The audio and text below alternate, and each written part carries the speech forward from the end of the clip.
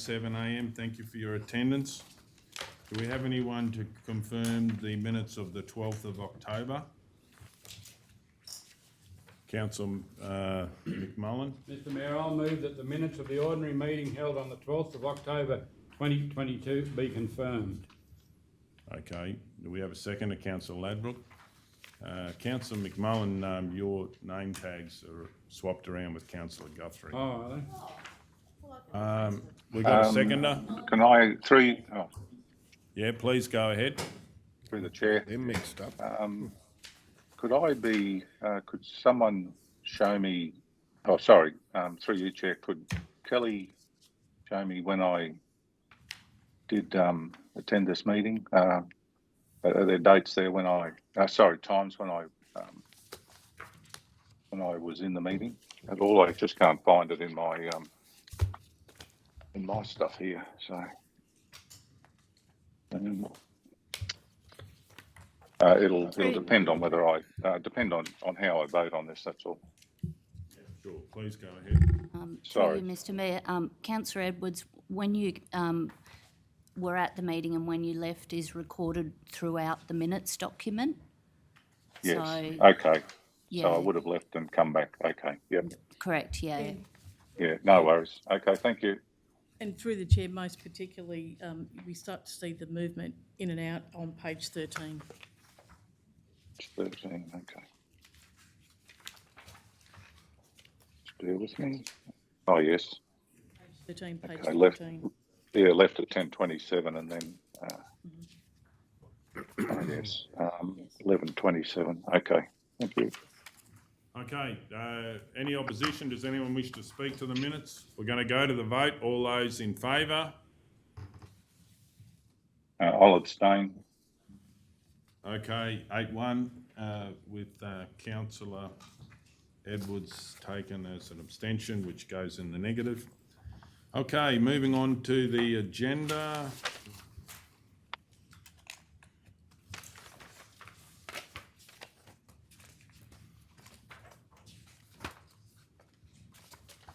Page 24, 11.1, monthly financial report. No, 23. Page 23, sorry. 8.1, request for sponsorship Roma Cemetery dedication ceremony. I'd like to move that one, council approve a sponsorship amount of $200 for refreshments to Roma Historical Precincts Incorporated, which I'll just put in there, which are conducting the catering for the Roma Cemetery dedication ceremony to be held on the 19th of November 2022. And 2, the approved funds be drawn from sponsorship budget GL 2887.2249.2001. We have a second to Councillor McMullen. Any opposition? Just a question. Go ahead. The verbal request that you received, when did you receive it?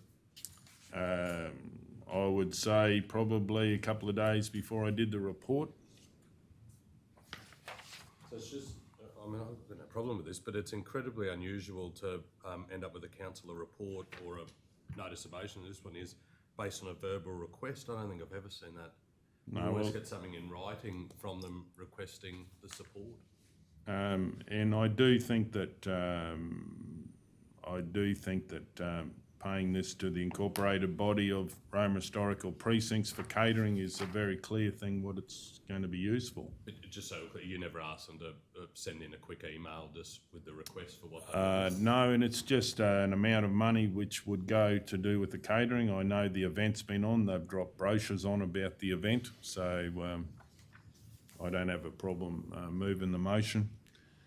Okay, do we have another question? Councillor Hancock? Just because you mentioned about the brochures, so is there any way will council be acknowledged for sponsorship? I think they've already printed the brochures, so they may acknowledge on the day, but I'm not putting that as part of the condition to do this. It's really for morning tea or what they do for it. Okay, so I'll speak to the motion. This is an opportunity to be able to be involved. This is a group of residents that have been going out off their own bat in their own time to organise that we do a better job of recording graves, and everyone has been involved. That's why there's not necessarily a major structure around it, but they work with other groups, for instance with the catering, Roma Historical Precincts Incorporated, and this is just a great community offer. I believe one of the local businesses in town has been providing the cement for the plinths. There's just a lot of beneficial work, and it's actually to the benefit of our, in this case, Roma Cemetery, to have things marked properly, and it's just very respectful. Does anyone wish to speak against the motion? For the motion?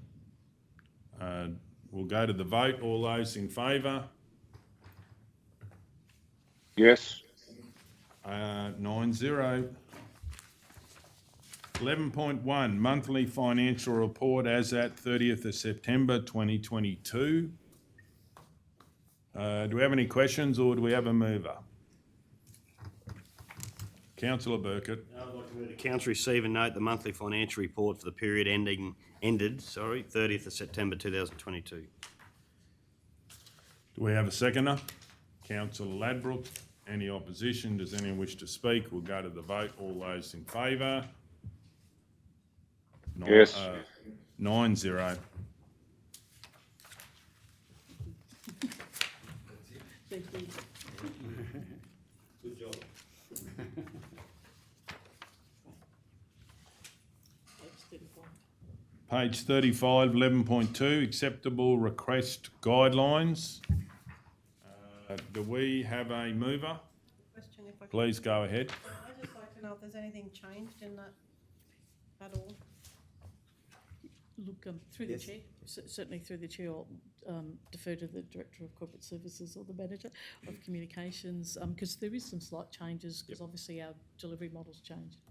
Just minor changes. Can you tell me what they are? Councillor, The, on the back page of the new guidelines, there's a quick guide for councillors. That's new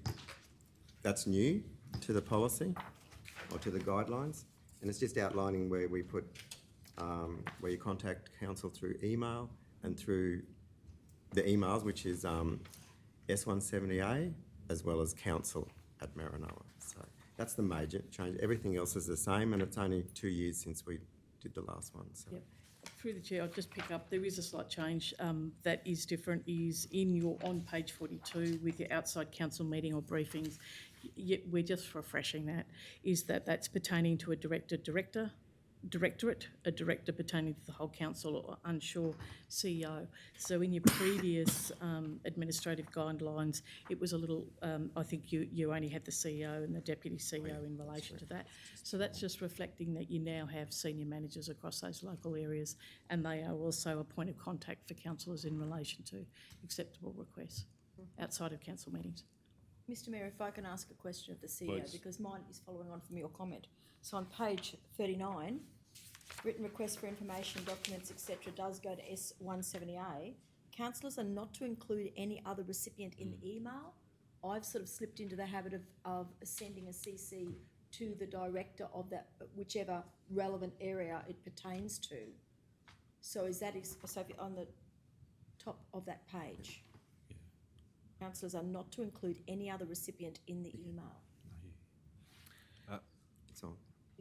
Through the chair. Yeah, just through the chair, if we just respond to that. Our preference is that you send your email directly to one email address only, because otherwise, for example, we've had a couple of instances over the last couple of days where emails have been sent to the S170A email address, but it's also been sent to either the manager or to the CEO, and it's just becomes a little bit unclear as to who's actually going to respond and what the timeframes are, and it just causes a little bit of confusion. So we're just asking for it to be sent directly to that one email address, and then it's up to them to ensure that there's a proper response, for them to coordinate a proper response.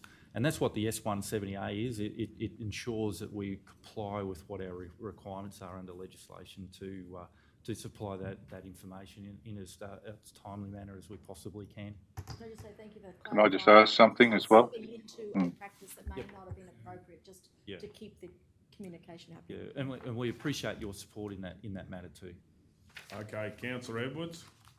So that's fairly clear without going into the document. That includes councillors. You know, when you put the 170A in and then you also put the other councillors in, you don't do that.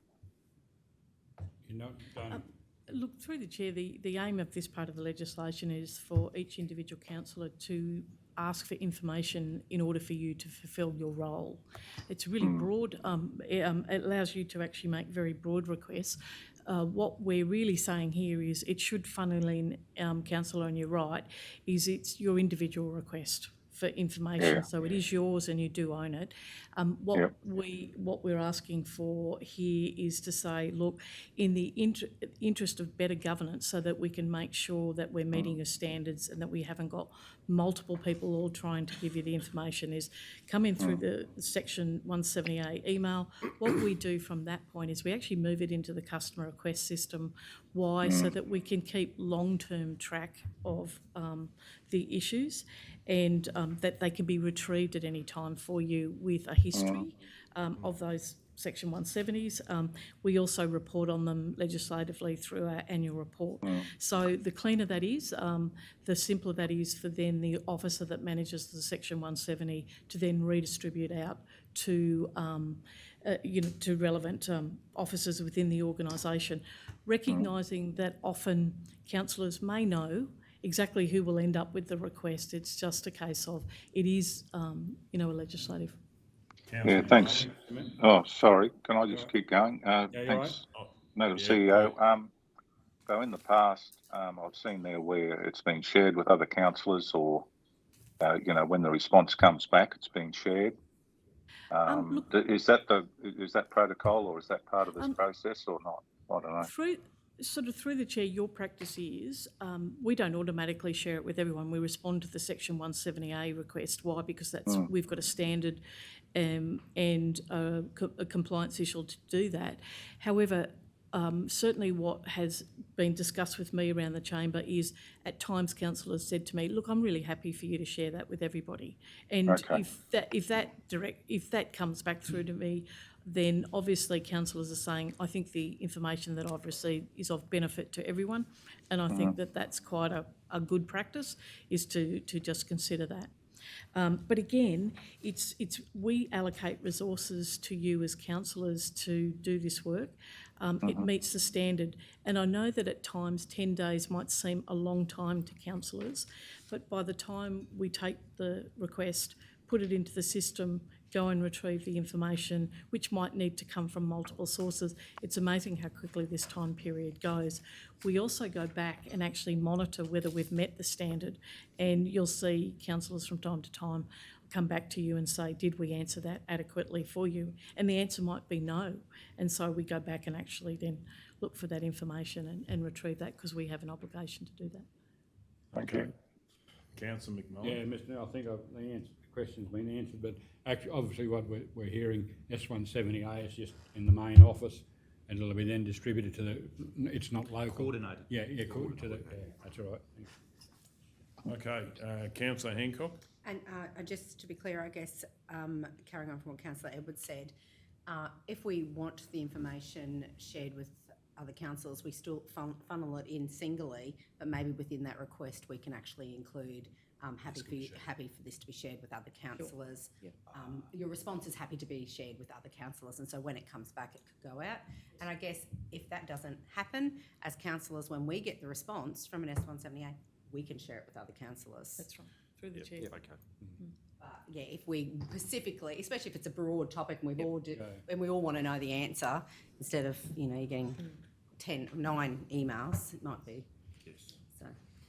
Okay, do we have a mover? Councillor McMullen? Mr. Mayor, I'll move that council adopt the updated 2022 acceptable request guidelines in accordance with section 170A of the Local Government Act 2009. As presented. As presented in accordance with section as presented in accordance with section 170A of the Local Government Act 2009. Okay, Councillor Hancock, did you have a question? I just want to clarify something just before we vote on it, if that's Yep. okay. Just something that Manager Dale said before. I'm actually struggling a little bit to read the Yeah, we white like on it big. blue. It's a bit hard. So, but just, you said before about the email, something different in here about email, it's council@Maranoa. Council at Maranoa. But we don't email that, so I'm sorry, I don't. Well, that's an option. understand. That's an option, Councillor Hancock. So, Here we go, sorry. yep.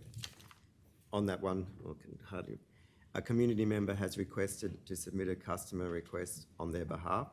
You can email council, or you can do it on their behalf to council@Maranoa, or you can ask them to, community member to do that as. Oh, so right, so that's different to our process now. Our process now is if we're putting in a customer request for somebody, we email to customer Yes. request or our local. Yeah, do it to council@Maranoa, then we'll distribute it to the local. It's just through the chair, I think we actually had a bit of debate, Manager Dale, just in the chamber over the last number of months, is that customer requests, we set up all those customer emails, customer.roma, customer.injune, and so councillors have been certainly utilising those local area customer service requests. They've clearly, there's a quite strong pattern of behaviour going. There's a customer service, I'm lodging this customer request on behalf of ABC, and they're actually taking it to that customer service number, and it's being processed from there. At that point, often what the councillors do is they'll copy in the local area director. Why? Is because they know if it's an urgent issue, the local area director will respond on that pretty quickly. So the policy saying council at, but what we found recently through a range of customer requests that came through, I don't know, back in September or something like that, or earlier in the year, August maybe it was, is that the customer at, the council at email was actually much slower than the customer dot, Roma customer dot thing. Or didn't get picked up. And certainly through the chair, some things didn't get picked up. Yeah. I guess too, a question is what is our customers, when they want to do a customer request, what do they email to? Council@. Well, we were told We were ages ago we to were told to go. previous CEO to send it to the They local. can do either. Yeah, because that's what I. But staff here have been saying council@, because then it gets distributed, but if you can use your local one as well. Yeah, If we could just have clarification would be awesome, because I do actually direct it to the directorate and the director, and I've been getting almost immediate response, which has been very timely. I'm happy to do whichever way, but I just would like to be very conscious that I'm doing it the right way that's workable for the council. Certainly we'll provide clarity on that, because look, through the chair, I've certainly understand the debate in the room. We were talking about moving away from the council at, from a customer request perspective for councillors, and we've done quite a bit of work around how do we make sure that that return loop information comes out. Councillor, So happy to clarify that. Councillor Burkett. through you, Mr Mayor. One thing we've got to be careful too, because we have told community organisations at meetings that Yep. that's the new process to follow, is at the local. So now we've got that out there, we might have to stick with it. We have updated the community since then. Is Yeah, there on that. any more questions? Yeah, Councillor Councillor. McMillan had a question. Through you, Mr. Melling, the biggest one we had the problem with was customer.service at Maranoa, because people were still using that and it was going to somewhere else. And through the chair, that was going in the back end through to council. That's right. Yeah. But we'll amend that to Yeah. put those local ones in. Councillor O'Neill. Where's I was that? just going to make the suggestion, can we have both? Because Yeah, there will we be can do that. community members out there that won't be familiar, that haven't been at a community group meeting. So we might use that direct route, and people that have been informed use the direct route. But there may be people out there that aren't that engaged and will look for a council at Maranoa, which is common across other councils. Why not just have both? And if it's being monitored internally, it's being monitored internally. That's not a problem. Yep, and through the chair, we're phasing out the customer.service. Yes, that's Yeah, right. That's Yep. right, yep. Okay. Councillor Hancock? Yeah, through you, Mr Mayor, Manjdal, but I just want to be, I guess want to ask you, is it becoming an issue internally, because we don't know how it works internally, that if it's going to the local, if it's going to, like, is that becoming an issue for you? No. And your staff, thinking about the staff you've got out in the No, regions? that's fine, Councillor Hancock. We'll make the amendments to make that. Okay. Okay, so, I move we lay it on the table to make those changes. Or like, do you think they can be done quickly, or are they? Oh, we can Just include it Just in the include, resolution. through the chair, we So just, we yeah, got can wording include for it that? here. Well, I'll withdraw the, laying it on the table, Yep. but Happy you'll have to change do it the if wording. Someone can come up with something. Councillor Radical. Yeah. Oh, yeah, there it is. I'll move that council adopt the updated 2022 acceptable request guideline as presented, and including local government, and include, is it, or include? Include local government service email address for lodging. Local customer service. Local, Yeah. hang on. Local customer service email address for lodgement of customer requests in accordance with section 170A of the Local Government Act 2009. So does that cover if you wanted to both? Well, we're including that and the others already included. Yeah. As presented, and then adding. Right. Okay, do we have a seconder? Councillor Guthrie. Any opposition? Does anyone wish to speak to it? We'll go to the vote. All those in favour? Yes. 9-0.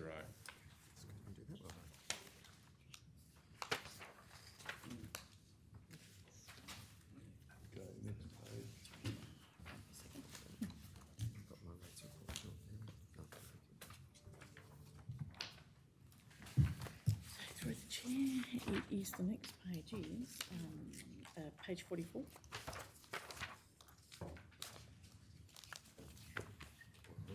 Uh, 11.3, Audit Committee Report. I'd like to move the council receive and note the unconfirmed minutes of the Audit Committee meeting held on the 10th of October 2022. Do we have a seconder? I'll second it. We've got a seconder, Councillor Edwards. Any opposition? Does anyone wish to speak to it? Can I just ask two questions, Mr. Please go ahead. One is that there were three who were voting. Who were the three in attendance who had voting rights? Well, Councillor Edwards, myself, and also the chair. Okay, that's right. Who's the chair? He's the independent chair of the Audit Committee. Michael Booth. Yeah, Michael Yep, Booth. Yep. Then was Councillor Taylor? I actually did have a question, but that was one of them. Well, I just wondered why there was only three that ever get to vote out of everybody that's actually at the meeting, but you only need three. So only And it also could be who has voting rights. Is that the way the committee's set up? Yes, through the chair, in the terms of reference, it does allow for more voting members, more independent members to sit on that committee. At this point, we only have three. You only have three. Yeah. And we've gone out to the market, but we don't have anybody else that's come on board, do we? No, Sure. not at this stage. Because it's meant to be independent, so yeah, it's not run by council, as in, you know, mayor or councillor. We're just on it. You get a voting right. Yeah, correct. Councillor Hancock. Just a question on page 50 about the credit review, where it says Maranoa Regional Council credit rating being affirmed as weak with a neutral outlook. What does that mean? Does that mean that we're not very, you know, our credit rating is not that great? What does that actually mean to us as an organisation? Well, I actually believe that that's from QTC. One of the things that they raised as well was that we're subject to natural disasters, which I believe is fairly poor, since we haven't had one since 2012. I'll be interested to know whether they put the same commentary on other councils that have had that. You know, there's some comments there, but I would have thought that you would have had a copy of that. Before. I don't think that was actually in the. Mr. Mayor, my question was going to be, could we get a copy of that? Yeah, certainly. Because I note there's also management of invasive species that was noted. would just be interesting to read, because then it informs many of the motions that are coming to council for resolution. Sure. So we can link and know where they're coming from and why, and how desirable they are for the context.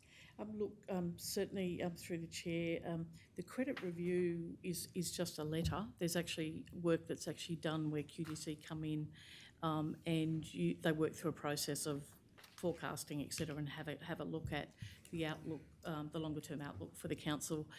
They pick a couple of councils a year across Queensland and go in and check them. The credit review is neutral because of some of the factors that affect the council and the way QDC looks at that. It's also to the source of our revenue and that outlook about the surety of that revenue in relation to an overall credit review. For councillors' information, that outlook has not changed. It's the same as it was at the last time we were reviewed, but more than happy to share the letter from the from the QAO. What we also could do is we could actually ask for a presentation around the credit review. They do offer that as part of the review process, and they certainly did offer that to us at the time, but there was some issues around Omicron at the time where they, in relation to delivering that, but we could invite them to council to give a presentation on their overall credit. Councillor Ladbroke, then Taylor. I was just wondering when was the last review? Through the chair, I think it's about 2 years. I'm sorry, I don't have an answer on that. I'd have to find out. I'd have to come back to you on that one. Yeah, we'll certainly take the question on notice, but I think it's roughly 2 years. So it was the same now as what it was then. Yep. As well. Yes, and certainly the commentary coming back from QIA directly through to me, because I asked the question, so why are we neutral, given the fact we're in a surplus budget? The answer is around that revenue and the predictability of that ongoing revenue in relation to our overall, credit status. But again, they can come and talk to you in relation to that, as they would talk to the organisation, so that you can get a better understanding of that, especially in relation to what you may or may not wish to do over the next year. In relation to the Audit Committee, it's important to understand it is an advisory committee, so any of the recommendations that come through the minutes of that committee, you do not need to actually adopt or recommend. You can just receive and note those minutes.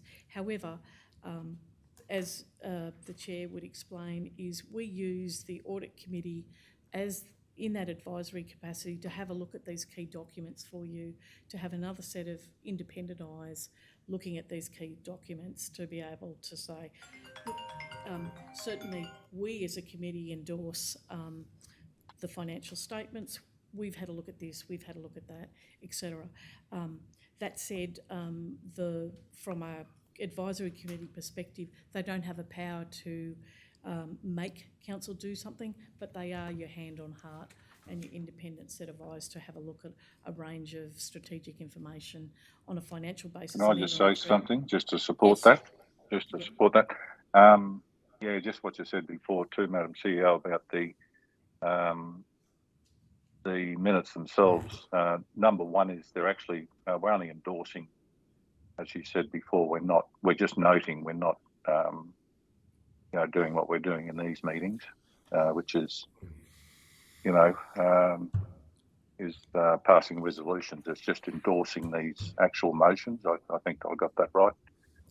Or endorsing these agenda items, and these agendas could have a lot more stuff in them, but these are some of the probably risk areas that they're looking at, and have to be endorsed by the Audit Committee. Yeah. Okay, Councillor O'Neill. What about me? Sorry, Councillor Taylor. That's okay. I just have a question too on the credit rating has been affirmed as weak. Does that affect our borrowing at all? Look, through the Chair, what it is a signal to the organisation is that we should be prudent when we're looking at borrowing and additional borrowings and taking on additional credit, yes. Thank you. Okay, Councillor O'Neill. When did we last go out for a call for additional independent members of the Audit Committee? Look, just through the chair, I take that on notice because I know that there was a discussion to go out to our panel maybe within the last 3 months. So I'll certainly take that on notice and get back to you. Yeah, it was just recently, I think. Yeah. Okay, I'll also, yeah, please go ahead. Sorry, you're taking it on notice as to when we did it, but then Councillor Edwards said we've done it recently. Have we done a call? Have we advertised for, vacancies on the Audit Committee? Look, through the chair, the dialogue that Councillor Edwards is talking about is that we agreed to go out to our panel to look for additional independent members. What I need to confirm for you, Councillor O'Neill, is just that we've done that. And then can I And when follow we up? when we did it. If that hasn't, if Yes. we have done it, it's Yep. clearly not materialised into Yes. new members. What are the next steps to go out to ensure that this is the bulk of the committee is made up of independent people to give it that set of eyes that you mentioned before? And Mayor, you were on it last term, and you'll know that there were 4 independent members of that committee at a maximum, and then 3. How do we do what we need to do to attract people to be part of that, so we don't have a majority of councillors being the voting rights of the Audit Committee? Yep. Look, through the chair has said to the committee that he'd like to review the terms of reference. That's a good trigger, and that's where we were expecting the chair to have brought that to the last meeting. Right. However, he's currently outside of the country and didn't do that. Certainly we can make sure that it's on the agenda. Why? Is because your terms of reference is talking about who's in the committee and those kind of things. But certainly the intention of the committee was to make sure that we had more independent members on there for better practice. And certainly I can confirm whether we just have had market failure there or whether indeed we need to go out again. And again, we did discuss going to our current panel but that panel of independents can be broader than just financial. They can be, a broader skill set. You're wanting them to have a look at a range. So if you wanted to go on from that, can I just say something? Sure, certainly.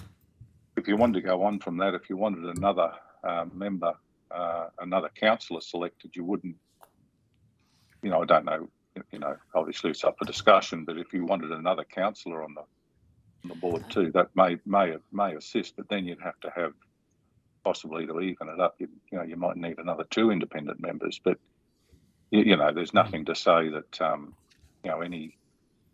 what the recipe is. There's nothing to say what the best recipe is in relation to this, but obviously there's a lot at stake here, and we do our best. Whoever's on there does their best to ensure that we're abiding by the appropriate legislation. So, Sure. I just hope it wasn't misinterpreted. I wasn't by any means suggesting that we increase the councillor representation on the independent audit. And look, through the chair, the governance aspect of this is just that the more independents you have on that committee, the more you have that those independent sets of eyes looking at things. And as the theory goes, is if it's overly council heavy, then council has a potential to influence the information flowing in and out of those reports. It is what I call a hand-on-heart committee that says we're doing things properly and we're doing things with transparency in relation to the community.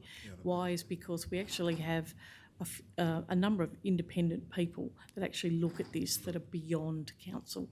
And that's the aim of that committee, is to bring some, that increased daylight, for want of a better word, to the activities of council. Just on that. can I just say something on that too?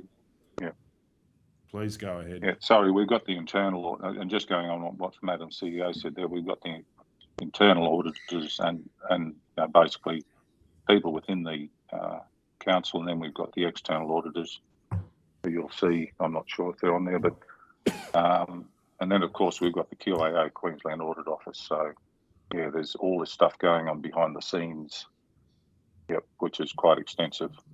Yes, through the chair. We have a good coverage of all our regulators.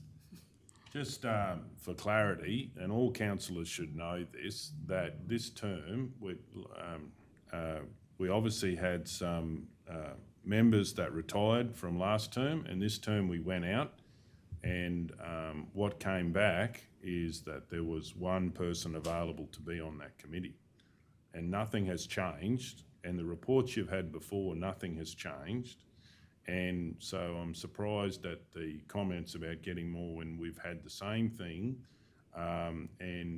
If there was more available, I believe they would be on there. So unless it's time to go out again, the reason there is only one independent person on there, and I can also say in every thing that's brought up, there's been no disagreement with the independent chair on what the independent chair wanted to bring forward, and that's happened. So we live with who wants to be on it. We did have from the last term retirements, and if no one with the correct qualifications want to be on it, then we cannot do it. And that's why this is no different to, we had the independent chair, and it's always the independent chair that runs it. But I am happy to move that council council receive and note the unconfirmed minutes of the Audit Committee meeting held on the 10th of October 2022 and circulate to all councillors the copy of the Audit Committee meeting agenda to all councillors.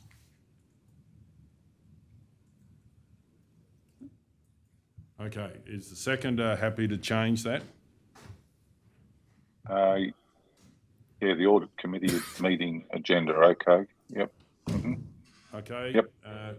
Now, is there anybody wish to speak against it? Does anyone wish to speak for it? Not again, just another question. Please just go in ahead. relation to the questions that have come from a number of councillors, they'll just come back via email, I imagine, CEO, the answers to the questions that councillors have asked today? Through the chair, yeah, absolutely. My intention is to come out of the meeting, obtain the information you need and share it with you. We should already have some of those documents in our system. Pretty quick. We'll be Yes. pretty quick. Okay, does anyone wish to speak?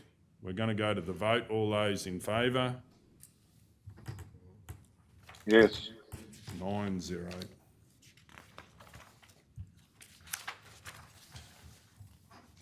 Item 11.4, Quarter 1 report, progress on implementing the operational plan to the 30th of September 2022. Do we have a mover? Councillor Ladbrook. I'd like to move that council receive and note the contents of the 2022-23 quarter 1 report, and 2, endorse the quarter 1 report as presented accordance with section 104 (7) of the Local Government Act 2009. So on point 2, when you said as presented in accordance, you're happy with in accordance? Yeah. Yep. Okay, do we have a seconder? Councillor McMullen. Any opposition? Does anyone wish to speak? We'll go to the vote. All those in favour? Yes. 9-0. Item 12.1, Warroo Sporting Complex Canteen Upgrade. Councillor Guthrie. Mr Mayor, I'd like to move that Council 1 accept the change in scope from renovate the existing canteen and build new canteen in the agreed location south of the luncheon structure. 2, apply formally to Queensland government's Works for Queensland program, notifying of change of scope from canteen upgrade to build new canteen. And 3, on acceptance of change of scope from the Queensland government, proceed to engage design consultant for new building, incorporating the existing canteen fit out in the new design. Okay, do we have a seconder? Councillor McMullen. Any opposition? I have a question. Please go ahead. Any reason why we're leaving out number 4? I'm happy to respond. I thought long and hard on this, and I believe they're two separate projects. When I went through and looked at the detailed responses in the Have Your Say, I don't believe there's a clear indication of the two that were listed as in renovating the meeting room and the parents' room. I think there's a pretty even spread of votes. When I look at the votes that were tallied, there are actually a lot more votes in the requests for preferences than were actually respondents. I just think we have committed $350,000. The intention I see is to go ahead and build a new canteen in the agreed location where the people of Warroo have indicated very strongly they would like it to be built. I'm not overly confident that the $350,000 will actually enable that to be done, and I would rather see, if there's additional money needing to be given to that, that it actually goes into future budget deliberations before we start thinking about renovating the existing canteen. To me, that's something that would be a secondary or subsequent decision. I'd rather see this get up and running and get built, even if we've got to give additional money. So I think it's a diversion to then say, well, we'll move that we then build the new canteen, but we'll also then, in future budget deliberations, start looking at what we're going to do with the existing canteen. Is why I chose to go that way. Okay, Councillor Burkett? I'm happy to support this because the majority of the community wanted it. I'm glad we went out to Have Your Say because it was pretty well received. Councillor Burkett, we're just waiting. Is there any opposition to the motion? Oh, sorry. So sort of Councillor, I think Guthrie's spoken to it, also answered a question, but... Yeah, I'll get to the question. We need the questions okay. before we do the debate. Why, the only problem I have is why the shift in the location. To me, I think it's going to create more problems being where we agreed on the day was shift the shelter, the tent, and that way it's closer to all the infrastructure, toilet, sewage, water, the lot, plus it still opens it up to see more the racetrack. I think where it's going to be shifted to is going to block the vision of watching whoever's working on race day, watching the actual event, which was one of the main reasons why we needed to have the new one, so you could see. I think that tent's going to block out. No one will see a thing from the where the new location is. Granted that you might be able to see the rodeo and camp draft, but the race day is going to block that out a hell of a lot. Like I said, I'm all supporting the new location, but as we met on the day, to me that made more sense. So is there a reason why that it was shifted? Because it have to be a good one. Yeah, through you, Mr. Mayor, after we got confirmation of that location on site, we had a structural engineer look at the existing structure and also our internal building certifier. There is a new National Construction Code coming up as well. Their concern is once we move a building, we need to bring it up to code. So the engineer looked at it and said, listen, there would need to be improvements made to the structure in order for it to be moved. And this feedback was taken back to the volunteers on that day about, there'd be extra wind bracing involved. It'd have to be moved in one piece, so there would have to be a lot of work done to the structure in order for that to happen. It would need to go through building approval. We'd need to be looking at footing design. And obviously the cost to do that is now becoming an issue because it's a large cost to relocate that structure in order to get the canteen there. It was felt with the group that let's leave the structure where it is, given that the monetary value that we would be looking at to relocate it, that the funds may not be there to do that, and the focus is obviously getting this canteen built. Just my concern is that they're not going to see anything, so it's going to be... So, Councillor Burkett, is that a question? Well, we're doing questions at the moment. Okay. You can speak to it. No, it's all good. Councillor Hancock? I guess just in response to Councillor Burkett's question, when it was opened up for the volunteers to come and they had all the representations of the club there, they stood on the spot and and all the clubs were happy with where that they were going to move it to, and they were actually even speaking about the fact that with the canteen being there, two big things: A, that they'd be actually able to use that luncheon structure more often, because they'll be able to put tables and chairs down there if they wish, and be able to use that and more often, and also the fact that the loading of the food and canteen stuff will be more accessible coming from that way as well. So all the groups were in favour of the new structure. I'll respond to that, Mr Mayor. That's the question. Key. I totally accept all that. The question I see was vision from the volunteers to watch the events, and they're not going to be able to watch the races. That's the only issue I got. Everything else I agree with, but that was the key. The key thing was looking at the events, and they won't be able to see while they're working the canteen, the races. That's the only issue I got. Right, okay, so let's, who, does the Councillor Ladbroke? Yeah, just with, if the new building costs a lot more than the 350 that we got, how long will the hold-up be to do the new structure? Like, if we've got to put in for more grant money or whatever, what's the time frame of getting that extra money? Because I think it'll be more than the money that we have. You know what I mean? Okay. Do I Director Matt? I think Can I just respond, Mr Mayor? Mm-hmm. In this motion what I've moved is that we actually engage a design consultant for the new building, and I would think until we actually get that happening and find out exactly what it's going to look like from a practical sense, we really don't know what we're dealing with. All we do know we're dealing with is $350,000 that we've committed, that we know has got to be expended by June 2024. So my thought would be that we really can't know what it's going to ultimately cost until we get the design, and then that is the preamble to the financial expenses. Councillor Guthrie, in light of the amount of money involved, would you be willing to change that to a design rather than a consultant, because we're going to spend more money on a consultant and we don't have a lot of money anyway?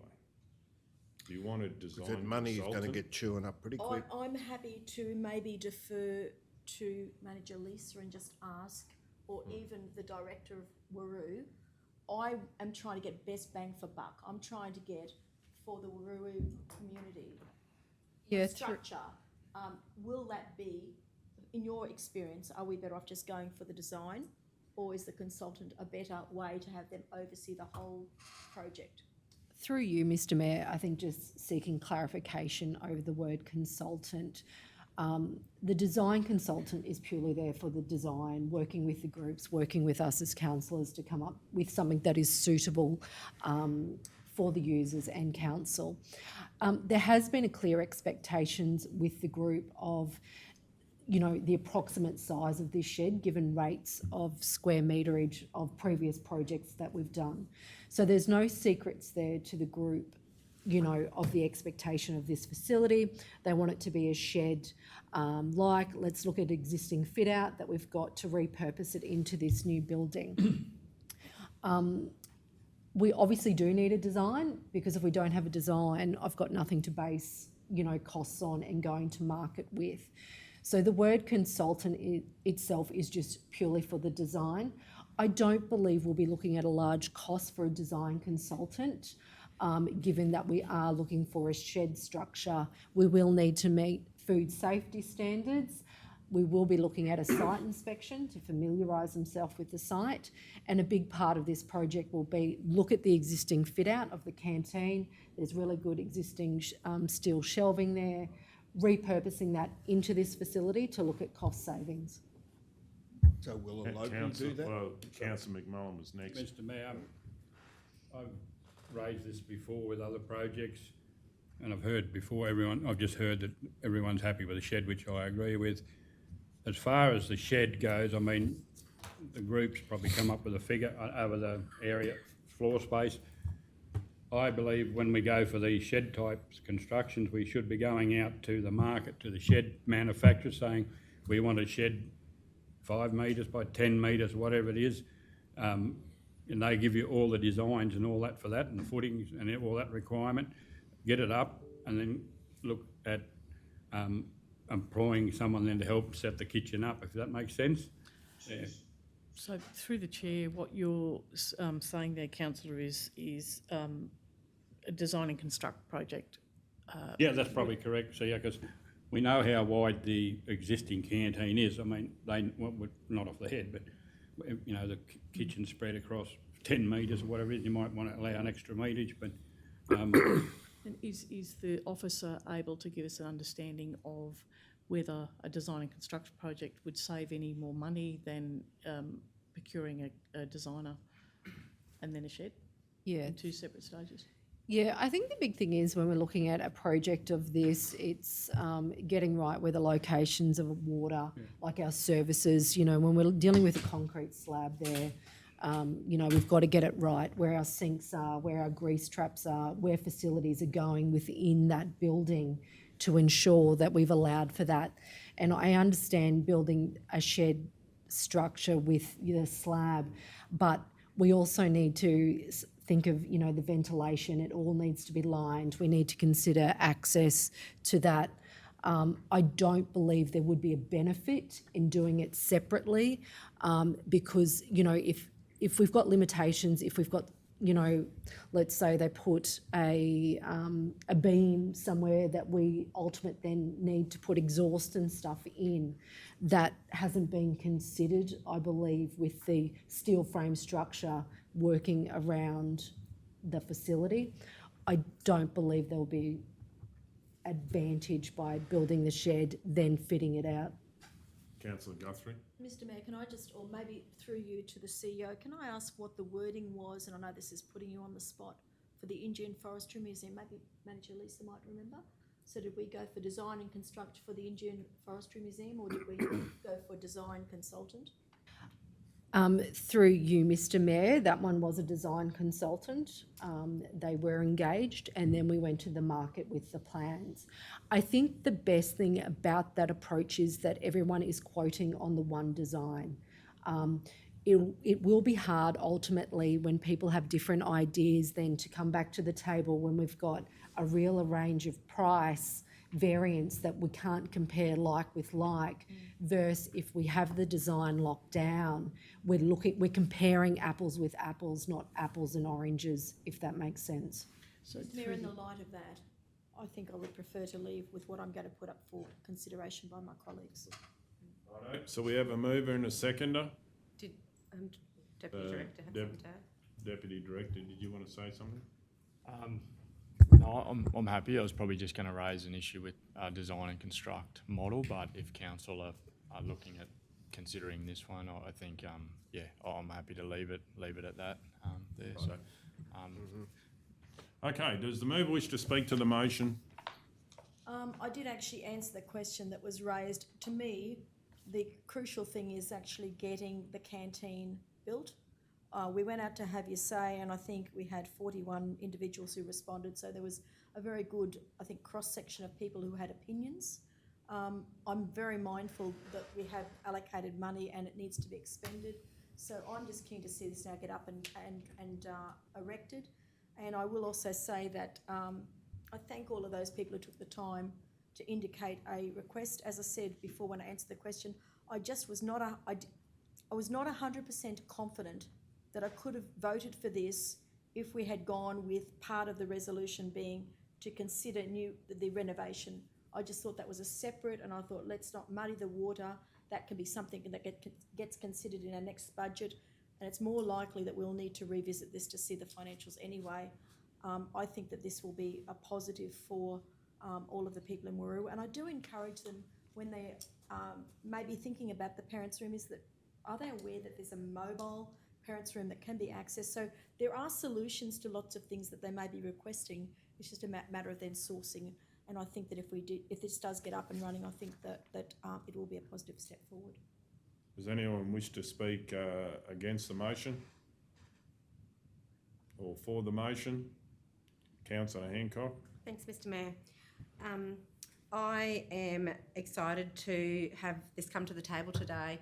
This project has been so consulted with the Surat community, actually nearly 12 months worth of consultation with the Surat community. And the project come to the table through the user group, which is made up of the 4 committees that operate under this facility. And they come forward with wanting a new canteen, and they are a group of 4 committees that are young volunteers in our communities. And as we all know, we're struggling to get young volunteers in our towns. And these 4 committees are made up of young volunteers. And they come together as one committee under the user group. And I just want to acknowledge the volunteer time of those members who have journeyed this nearly 12 months of consultation with the council and have put in so much dedicated of their own time to see a future for this facility and to progress the facility to a new facility which will be a better experience to the volunteers. I actually want to acknowledge that both the President and Secretary of the user group are here today. That shows and demonstrates to Council how much this project actually means to those groups. Not only are you here representing the user group, you're here representing your own committees who make up part of that. And I just want to acknowledge that volunteer heart of these members of these committees.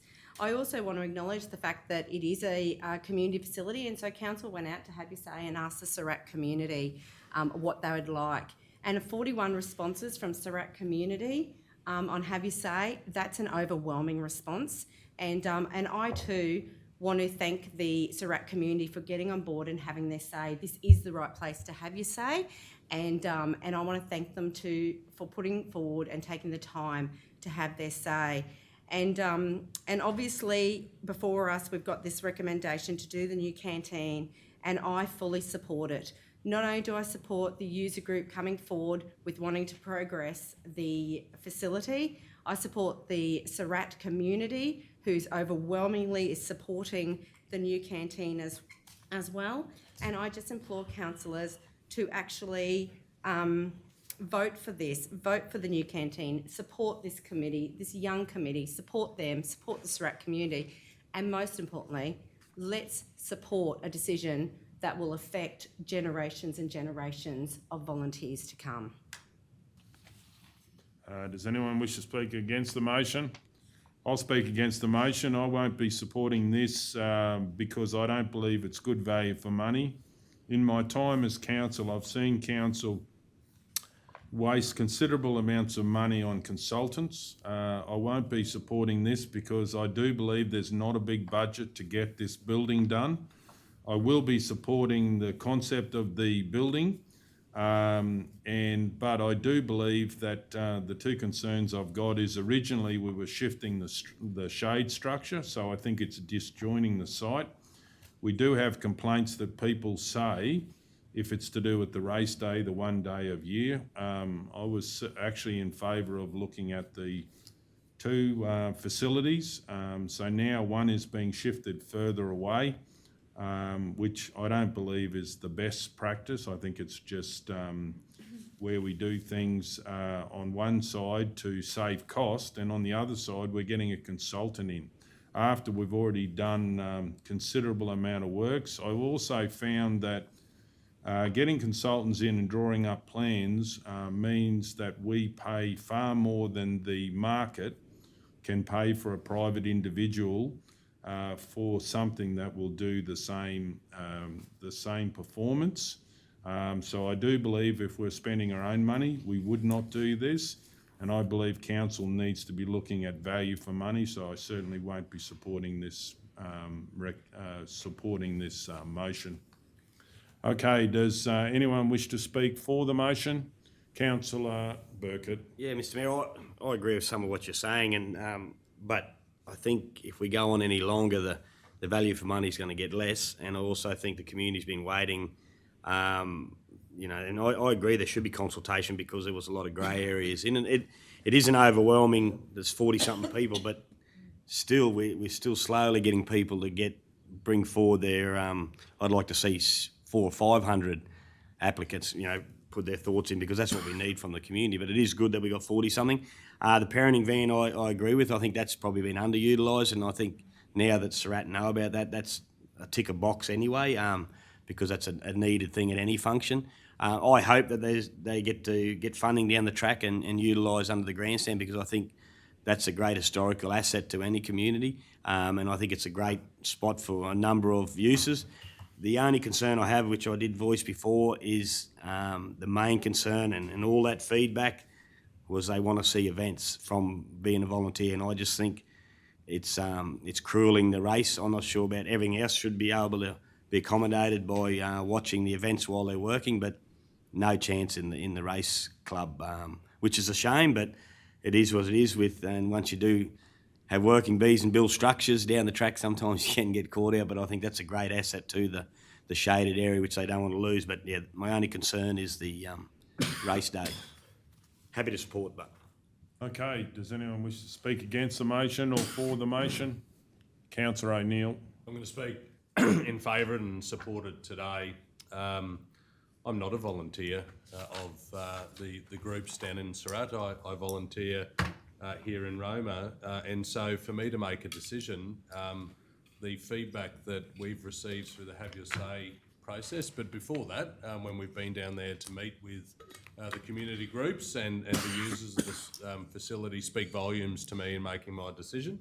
I concur with Councillor Hancock. This is a vibrant volunteer base of a lot of younger people, and we need to support that.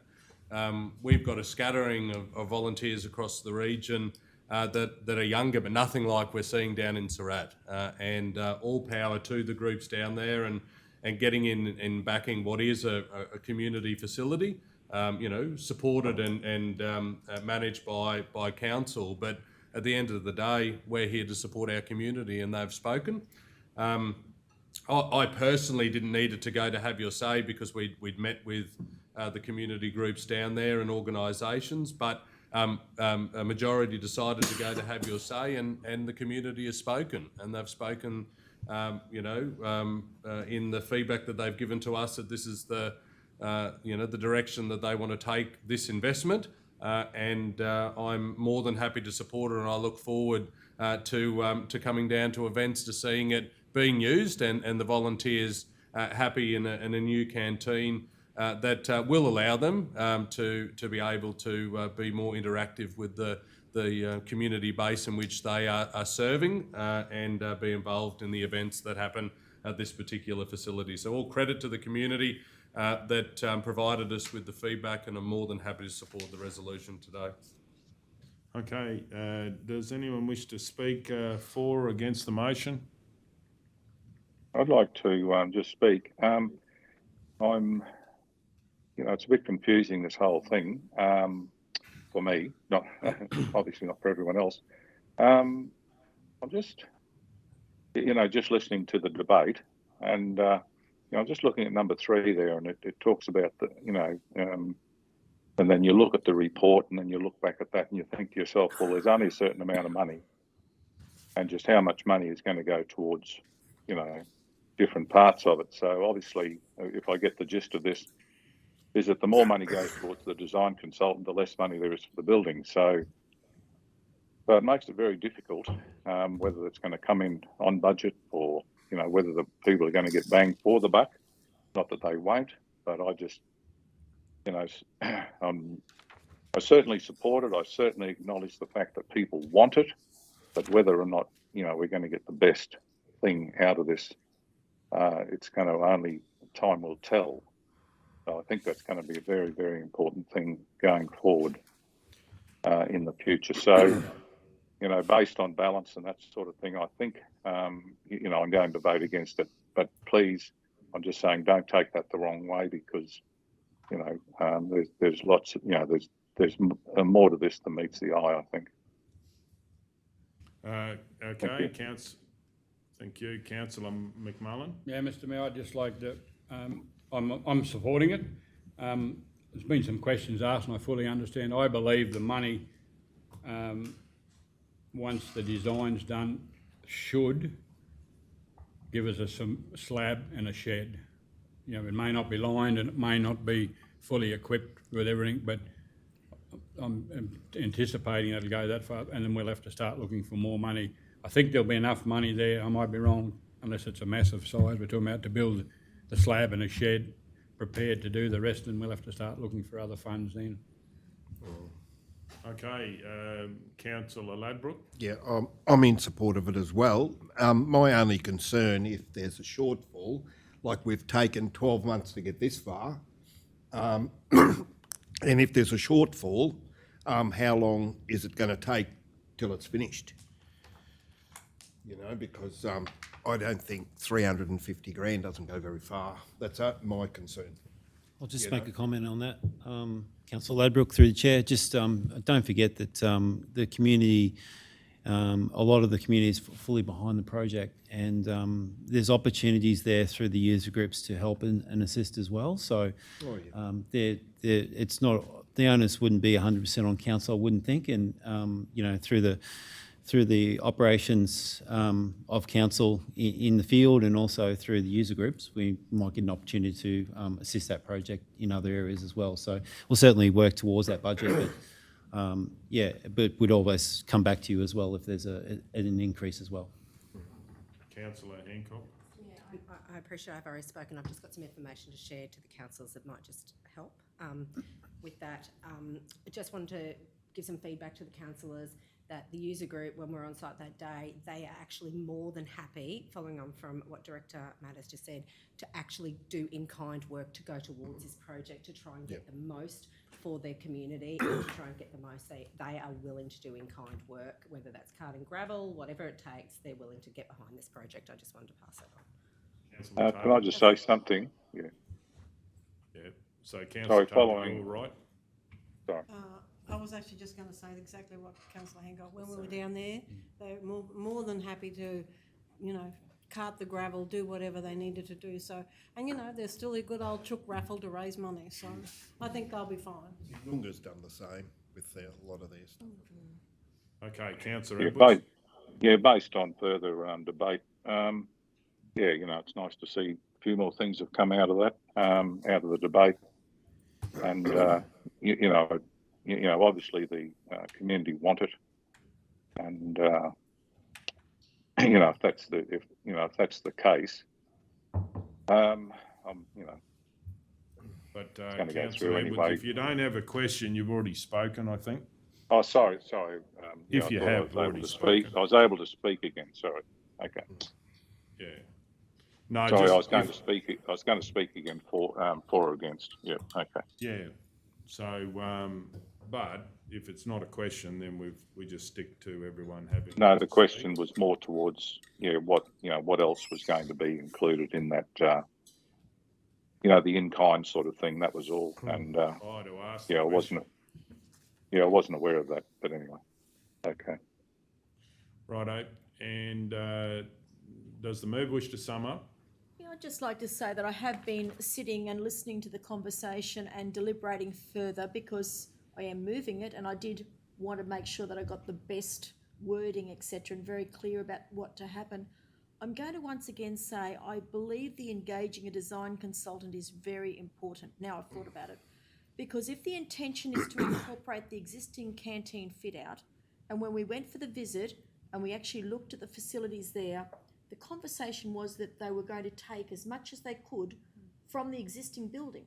Now, to do that, you've actually got to have that as part of the brief for the design consultant, because to try and then buy a shed and erect the shed and then look around and go, well, how do we get the kitchen from the old setting into the new? That becomes so problematic. So that the more I've thought about it, I really do uphold the idea of engaging a design consultant so that they've actually got all of the information at hand and can incorporate it into what it becomes.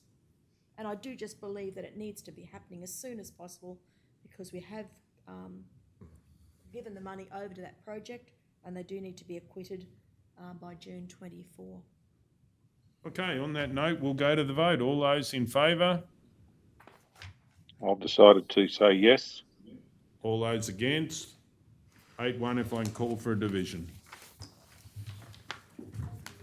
Thank you. Thanks, guys. 13.1, Maranoa Biosecurity Plan Consultant. Do we have a mover? Can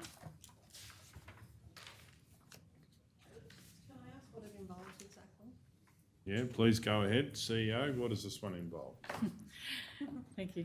Through the chair, councillor, from an organisational perspective, we should have a corporate biosecurity plan. Council's actually made commitments to DAF for some time that we would develop a biosecurity plan.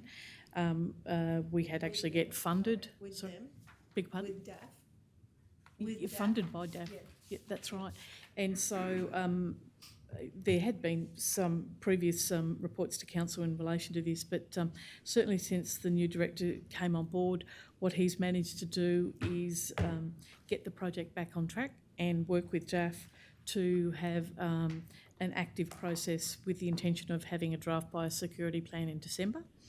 The advantage of that is that we will also attract additional funding going forward in relation to biosecurity and invasive species, pests and weeds.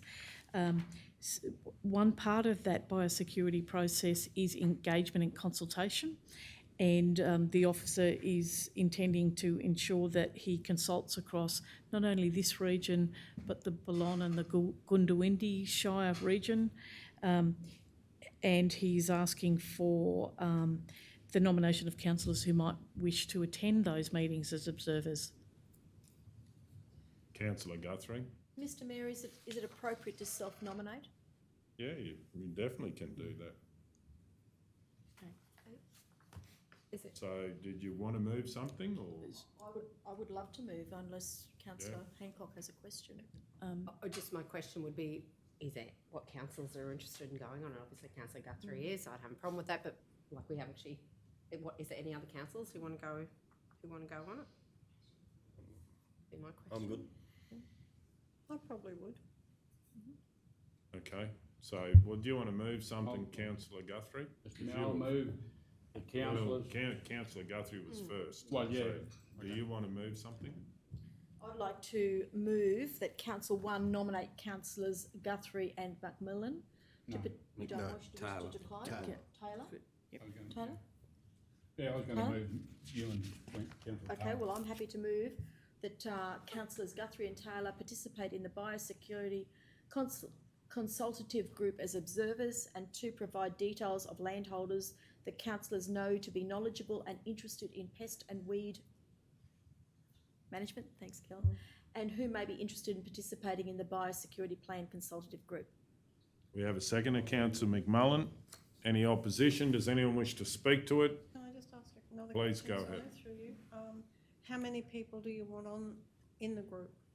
So through the chair, at the moment, we've negotiated with the state government and stakeholders, and they will be on that group. I think, I'm not quite sure whether that's included as part of the report. There's probably about 6 of those already, but clearly what you would like that to be is to have a broad representative of the region across that, and certainly part 2 of the recommendation is to say is whilst the council staff can actually do this, it's just also receiving feedback from councillors, given the fact that many of you live in the region of landholders yourselves, that you may know suitable people in your networks that you think would be appropriate to sit on that committee.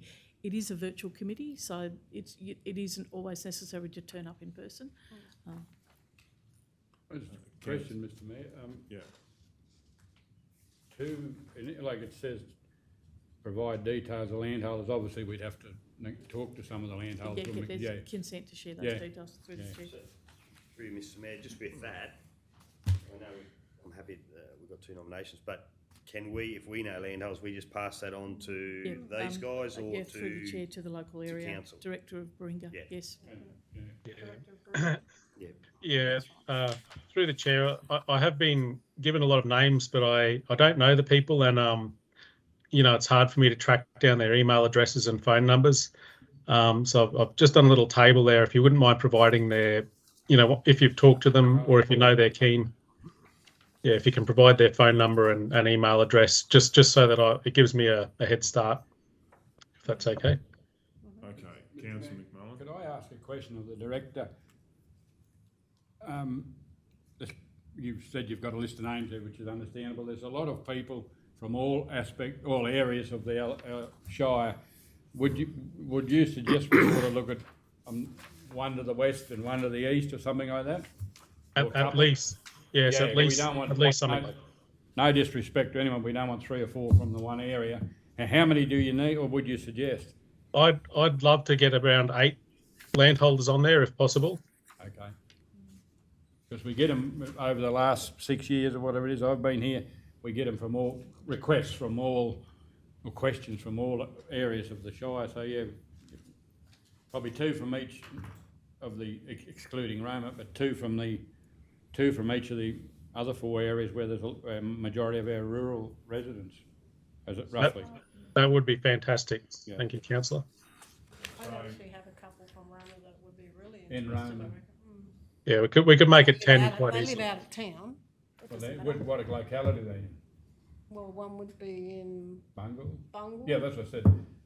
The other one would be in Bungle too, but opposite sides of the. Yeah, that's, the sheds. yeah, they'd be nominated for. So, Director, all councillors might know of someone that they can put forward, or people, and try and get a good spread around the region. Yeah, that would be fantastic. Thank you, Chair. Okay, so we have a mover and a seconder. Any opposition? Does anyone wish to speak to it? Councillor Guthrie. I'd just like to say that in the 2.5 years that I've actually been on the council, I've been very aware that our biosecurity plan was not up to date, and that was something that I thought was an omission.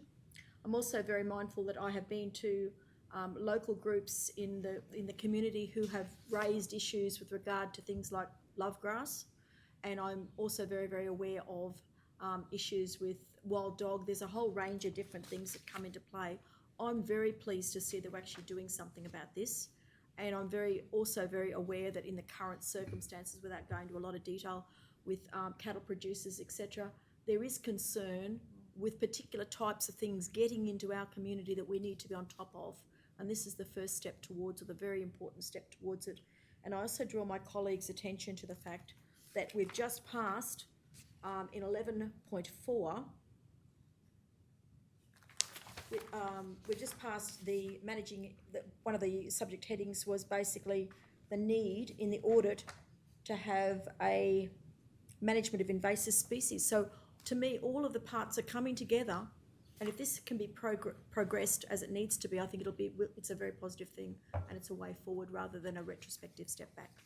Okay, does anyone else wish to speak against or for the motion?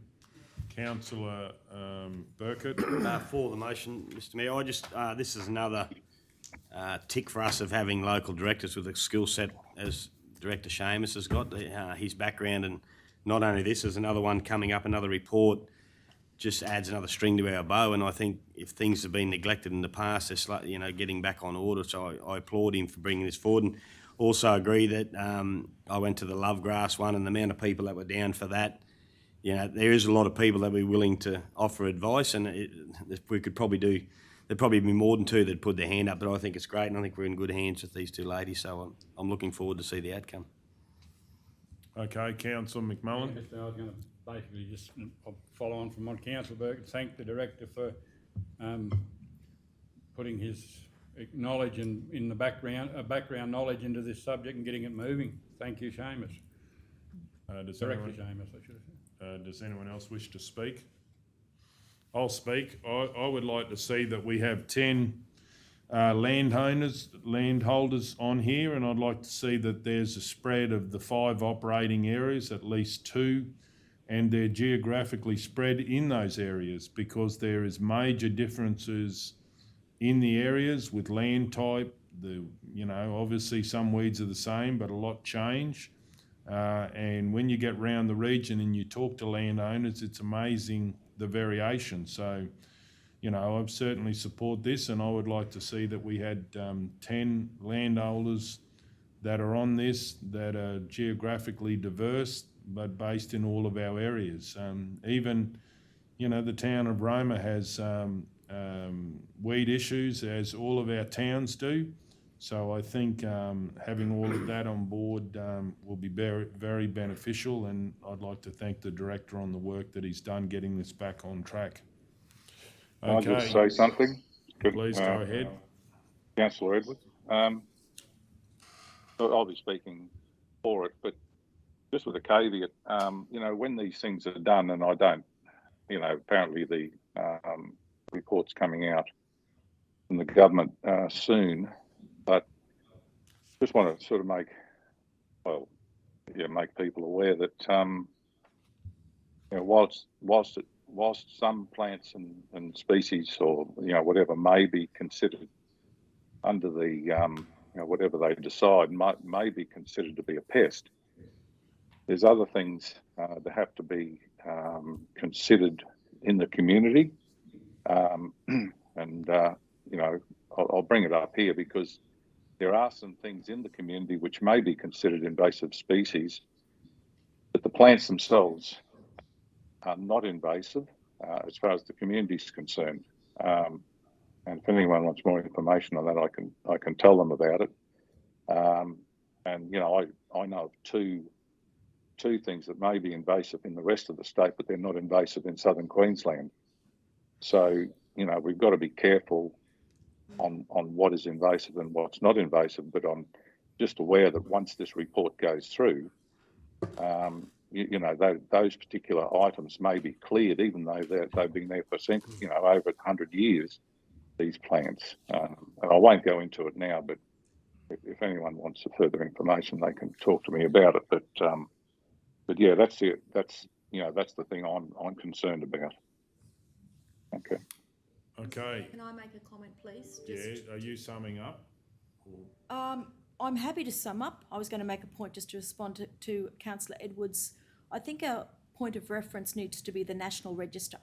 So we have the federal government actually go through and identify based on recommendations, but they'll actually look at the different types of plants. So they will put them on and then provide funding for and seek to have all parties address those that are considered to be the worst or that need basically a hierarchy of different ratings. So I think that will guide us. But to sum up, I just think we need to be on the front foot rather than the back foot with regard to both pest and plant management and weed management, because without us being able to proactively address in a whole range of different ways, they'll take over. And then we'll be on the back foot going, what do we do? So we need to be looking forward and being proactive. Okay, on that note, we'll go to the vote. All those in favour? Yes. 9-0. We'll close the meeting and be back adjourn the meeting and be back at 11 o'clock. Keep going. Righto. 13.2, Care Outreach Request for Support for Christmas for the Bush 2022. Councillor Guthrie. Mr Mayor, I just wanted to get a little bit more information on this, and I'm very mindful that Care Outreach have come to Injune for many, many decades, and they are very, very keen to make a difference.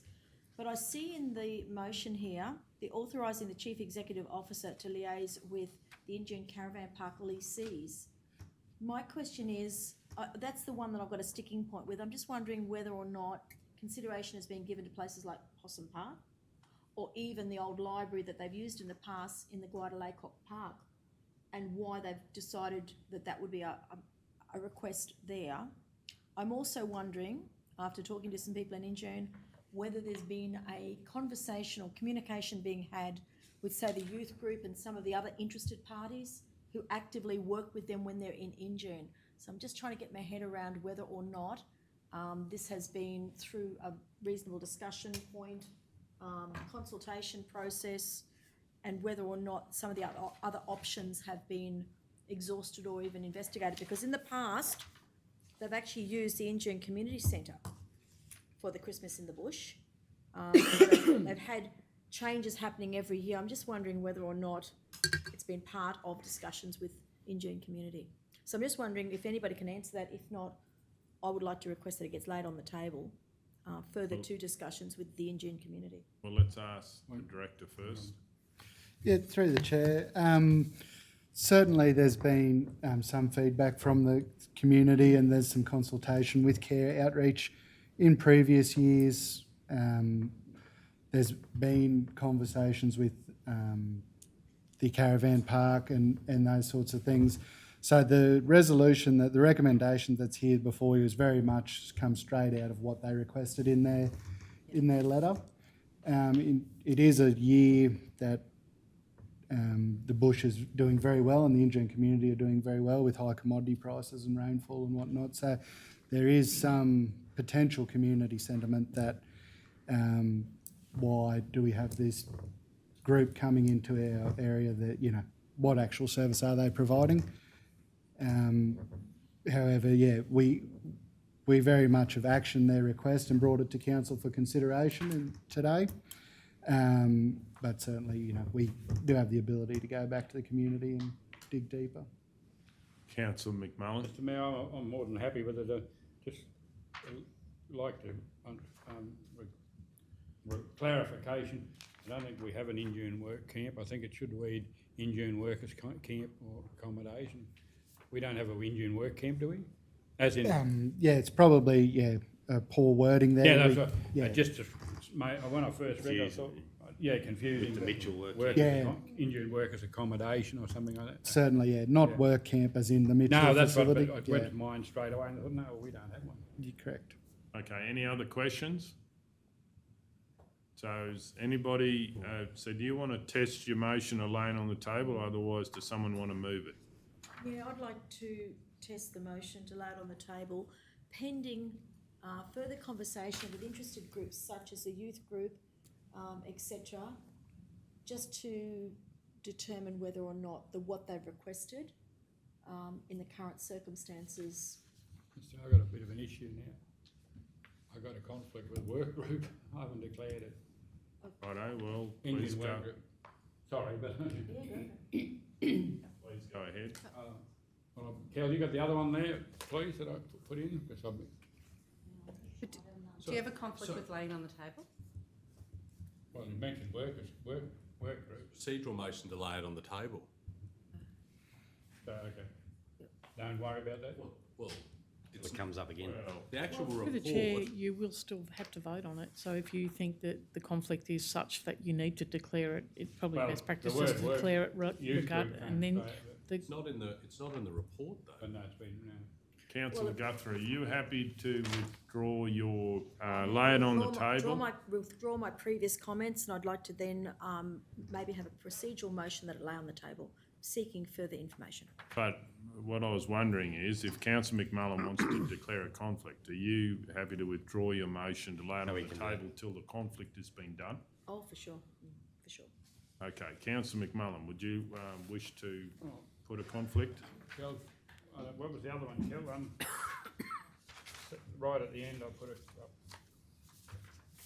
Just while we're doing that, to the director, do we have time to lay it on the table? 17.2, Kel. And the next council meeting is the 9th of November. The proposed dates for the visit start on the 17th. So certainly it doesn't give us much time to notify care outreach of the council's decision. Right, okay. Should that be a factor. Yep, please go ahead. This is probably to the mover of the potential procedural motion.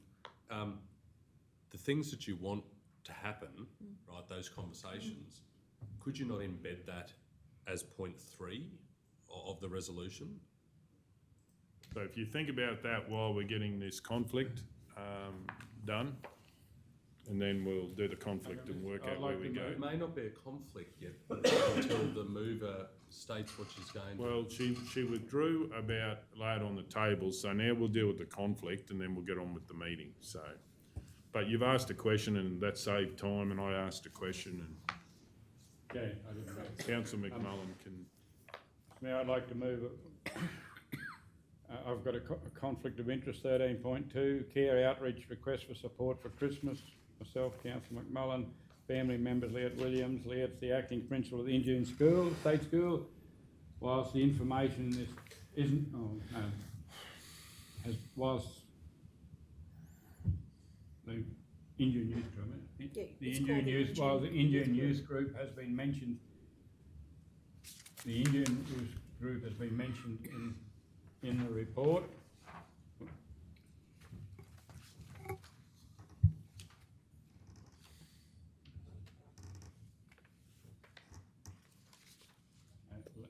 yet and another Injune resident run the youth group in Injune. And, yeah, just leave it at that then, Kel, please, with the other one. It's a declarable conflict of interest. Although I have a declarable conflict of interest, I do not believe a reasonable person could have a perception of bias. Therefore, I will choose to remain in the meeting. However, I will respect the decision of the meeting on whether I can remain and participate in the decision. Okay, do we have anyone to move on that? Councillor Guthrie? Mr Mayor, I'd like to move that Council 1. No, I'm happy to move. Oh, sorry. I got to stay. Okay, I'll do that. Okay, Councillor Hancock. Sorry. I move. I'm just waiting for. I move that it is in the public interest that Councillor McMullen participates and votes on item 13.2 because a reasonable person would trust that the decision is made in the public interest. Okay, we have a seconder, Councillor Taylor. Any opposition? Question. Please go ahead. Just, so I'm clear voting on this. The reference to the youth group, have I missed it in the report? He said Page 71. verbally. Sorry, page. 71. No, the other one was verbal, yeah. Oh, yeah, through the chair. Whereabouts Page there? 71, just after Number 3. the bolded. Previous resolution. Resolution. I didn't. Oh, in a previous resolution. Youth Right. group coordinators. I didn't read it. Okay, does anyone wish to speak? We're going to go to the vote. All those in favour? Yes. 8-0. Okay, so to Councillor O'Neill's point, Councillor Guthrie, do you have anything that you could add so this could be done today? I'm going to actually add another part to this and hopefully will enable this to be undertaken ASAP. Are you moving Okay. it now? Please go ahead. I'd like to move that Council 1 undertake consultation with interested community groups or representatives, Kel, of interested community groups who are associated with the delivery of the program.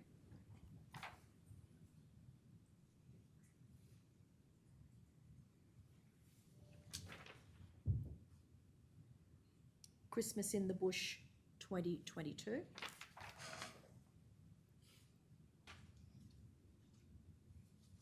Two, approve Care Outreach's request to use the Injune workers' accommodation over the nominated dates for the Christmas for the Bush 2022 program at no cost, with associated cleaning expenses approved to come from in-kind major GL 2887.2248.2001. And 3, authorise the Chief Executive Officer or Delegate to liaise with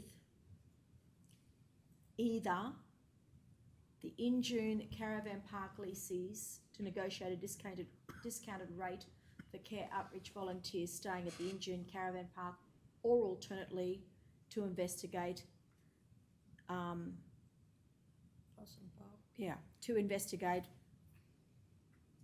accommodation at Possum Park. We have a seconder, Councillor O'Neill. Any opposition? Does anyone wish to speak? Well, please go ahead.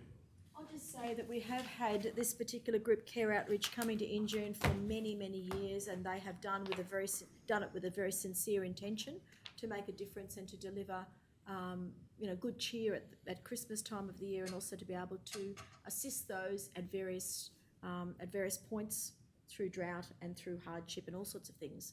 So they genuinely intend to do a very, very good, good program. My only reason for tweaking this a little bit is to make sure that we keep evaluating and enabling them to feel that they are welcomed and that the logistics of it is meeting the needs at this particular point in 2022. Okay, does anyone else wish to speak? I'll speak. I do believe this is important. I take on the points about maybe feedback about good seasons and so forth, but in amongst that, we certainly do have mental health issues that we know, unfortunately take the lives of people. I do believe anything that we can do to put more support in our communities is very positive. I also believe that, that unfortunately, as a mix of through the community, there is people struggling. There's a lot of people financially struggling with higher interest rates and inflationary pressures. So I do believe that having people visiting our community, as it's been said, with good intentions, can support the whole of the community and is very beneficial. And if they're willing to come, I believe we should be supporting them to do their work in our communities. Okay, does anyone else wish to speak? Do we have the move wish to sum up? No, I think that this is just a reasonable interim step to have consultation be undertaken prior to, if this gets up, prior to enabling this to occur. Okay, we'll go to the vote. All those in favour? Yes. Thank you. 9-0.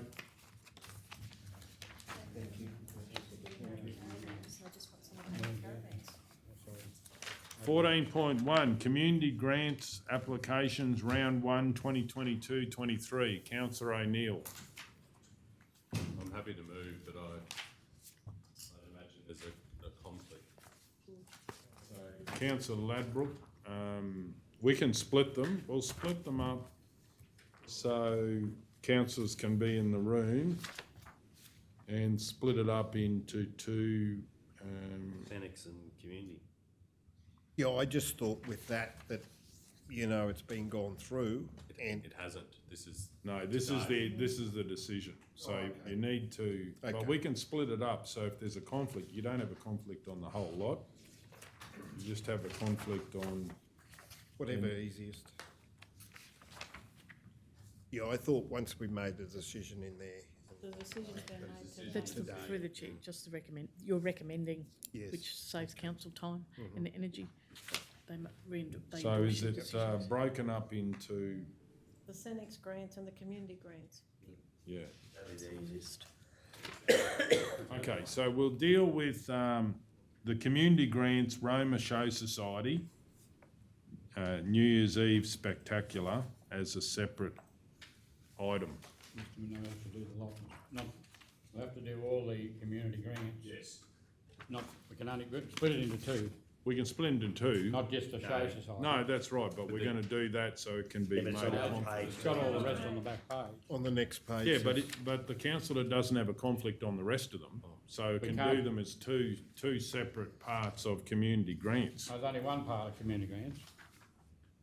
So- just through the chair, literally, I think you've got a couple of tables there, but you'll now, you are going to, if I understand correctly, is resolve on the two tables where you don't have conflicts, which might be the table 1 Senex grants and the modified community grants table, which will not include the New Year's Eve Spectacular, as one decision, and then a second decision which looks at the individual item Roma Show Society Community Grants New Year's Eve Spectacular 10,000. Correct. And that means that councillors can be in the room for the decisions they don't have a conflict on. Mayor, are you trying to apply the same rationale as to the budget to this? No, what I'm saying is I believe councillors should be in the room if they don't have a conflict with the items. But then the community grants, I agree there's no conflict on the Senex one in this, but community grants, you're making that decision on 1, 2, 3, 4, 5, 6, 7 projects, pulling one out. Doing one first, That's still the same thing, that you're pulling one item out that's in essence competing against the others. But the councillor's out of the room for it. He's doing the one item what I'm saying is that we'll do one item first and get that out of the road without a councillor being in the room. Yeah, but it's one pool of money that you're dividing up. Yeah. And so I think you have to. Well, I think look the at it councillor as was a out whole. of the room for the decision on that too, wasn't it? correct. Yeah, Yep, so we're just mimicking the same thing. Can I just ask a question?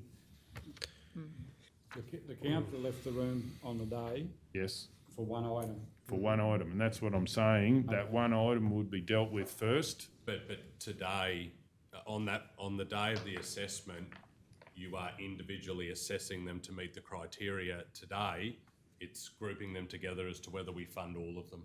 We can make a decision on a different item if we don't want to do that. We generally don't, but we could. So it's not all together. And if we do, so what I'm putting forward is that the one item, like we used to like give it a number or something, and we would deal with that first, and the councillor can put his conflict forward on that. And then the rest of it, he has no conflict with any of it. So what did you move, Mr Mayor? I'll move that we deal with the community grants, the first line on community grants, and deal with that point on page 77 first. The first line of 10,000 first. And this is one that Councillor Ladbroke, I believe you would have a conflict with. Through you, Mr Mayor, I had just prepped that to say excluding that particular item. So I actually want to do the item first so that, yeah, because otherwise the councillor could have a conflict on whether that's done. Shouldn't we just ask the councillor whether he feels comfortable before we go into? Well, I just think whatever's easier and quicker, yep, it won't worry me if I'm out for the lot. Yeah, so through the chair, as I hear what's happening, is that in essence, you're putting up an amendment straight up, and that amendment is that there'll be one item that you're deciding. What happens with the balance of those items is again up to council. You may wish to move another motion. But then the mayor's doing this to accommodate one councillor. That councillor's just expressed that he'd feel comfortable being out of the room for that entire community grant. Well, I don't think it's good practice to be out of the room if you don't have a conflict. But it's up to the individual to make that determination. Yeah, but I think you're putting words into the councillor's mouth. I just heard Councillor Ladbroke. I think he said actually whatever is the easiest or the quickest, and this could be the quickest if we're not talking about it. Look, and through the chair, you do have a motion proposed. It hasn't been seconded yet. But you do have a motion proposed by the chair. It's been moved and nothing's happened. Moved by Councillor O'Neill, but we haven't called for a second or anything. I haven't moved anything. No, Oh, you no. didn't, sorry? I thought you said No. you did. No, I have. Changed the- Apologies, I wrote it down. I thought you were moving. Well, I am ready to move. Yeah.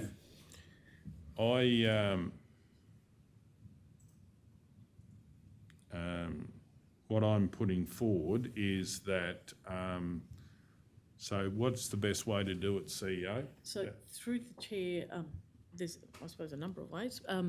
But through the chair, if you wanted to decide this first, is okay, where the one matter is considered, the conflict is considered, and then the councillor's in the room for the balance of the conflicts, suggesting that if that's the way that goes, that you have one motion which talks about the conflicted item, and then a second motion that could be proposed by anybody in the room, that looks at the balance of those items. But basically, if you put one item up now, this actually nullifies the current officer's recommendation in front of you, because you're saying this is now the motion. And then we can do another motion after that. If the council so wishes, yes. Yeah.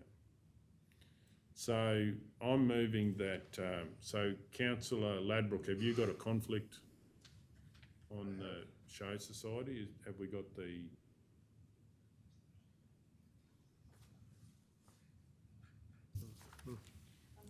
through the chair. The motion Okay. first. So, Don't we have to yes. move the motion Well, we first? can't move the motion when someone's got a conflict on it. Well, he No, but doesn't the know what the conflict amendment.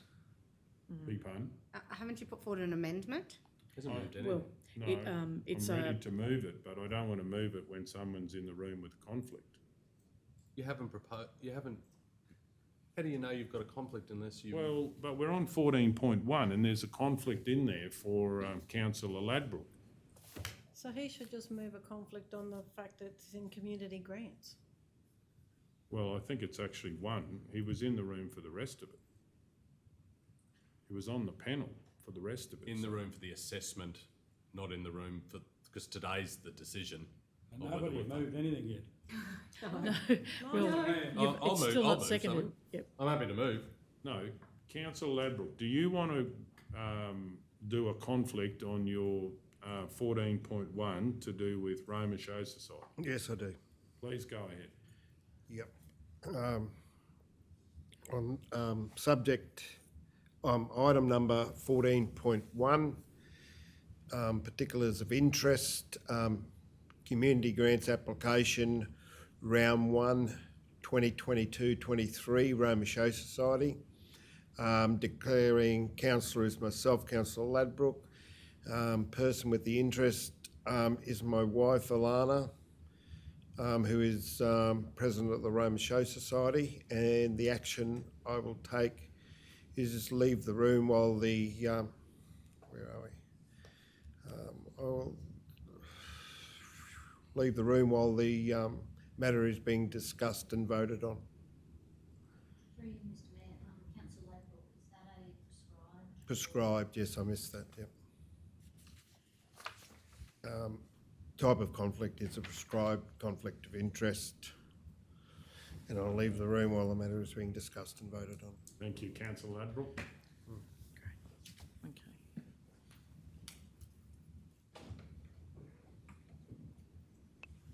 Excuse me, is it Yep. prescribed or declarable? Through the chair, I think it's prescribed. I think it's consistently been prescribed. It is definitely prescribed. Oh, definitely prescribed. Okay, thank you. Yes. So I'm going to move the motion on that one, that we deal with the community grants line item Roma Show Society first. Do we have a seconder for that motion? Councillor Burkett. Any opposition? We'll go to the vote. All those in favour? Yes. All those against? 5-3. 3-5. 3-5, I should say. Do we have a mover? Please go ahead. Councillor Can we call for a division? Hancock called the division. Yeah. Can I call, Councillor Hancock calls for a division? Please go ahead. I'll move that Council 1 endorse the recommendations of the assessment panel and approve the following community grant applications for payment under community grants. This is the table under community grants. Roma Show Society New Year's Eve Spectacular, $10,000. Saloon Car Club of Roma, purchase of toilet block, $6,987. Mitchell State School P&C Association, new marquees, $3,018.32. Sculptures Outback Permanent Structures, $4,679. U3A Roma Activities to Support Healthy Ageing, $5,863. And Easter in the Country Family Entertainment, $4,727.60 for the total of $35,274.92. Okay, do we have a seconder? Councillor Taylor. I don't believe he has a conflict on the Senex. No. So that's why I'm moving that. That's right. Okay. Does the mover wish to speak to the motion? Thanks very much, Mr Mayor. There is a suite of projects here that I know that these community groups will greatly benefit from. I must share that I was unfortunately not surprised that we didn't get as many as what we had in the past. I hope that in the next round of community grants, we are out there encouraging more of our community organisations to apply for the support through the community grants through council. But I do know that the groups that have applied, and if this motion gets up now, will be ecstatic to be able to achieve the things that they're setting out to achieve with the financial support that we're able to provide. I'll speak against the motion. I believe this is extremely poor governance, that we are excluding a councillor from the room that does not have a conflict on items in here, and I will not be supporting this because I believe they should have been split out as part of good governance and best practice to keep councillors in the room. So I am totally of the view that this is really poor governance, not to have councillors in the room and not to be able to split out most of the items here. There is no conflict, and because the way it is, that I would not be supporting a motion to put them all together. Does someone wish to speak for the motion?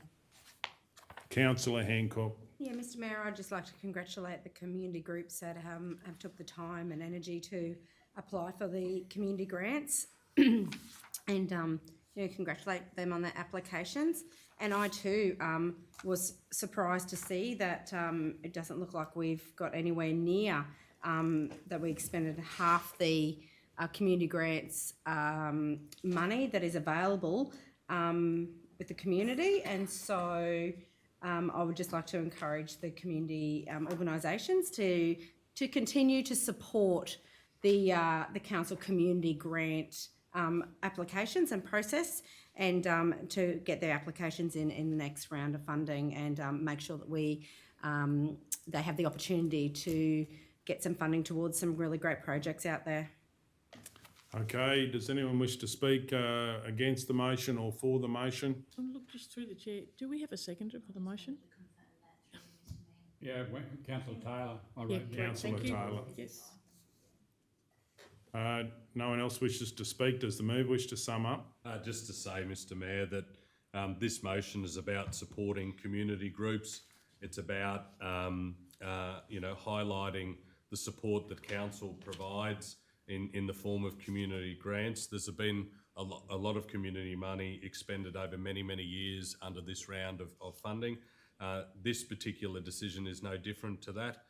And I encourage all councillors to support the community groups that have listed, that have gone to the effort to apply for financial support to put on their event or to improve their organisation. And let's get behind it and show that council backs our volunteers in our community and these organisations. Okay, on that note, we'll go to the vote.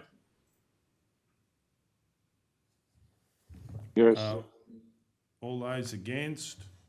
7-1, if I can call for a division. Okay, if we can get the councillor back.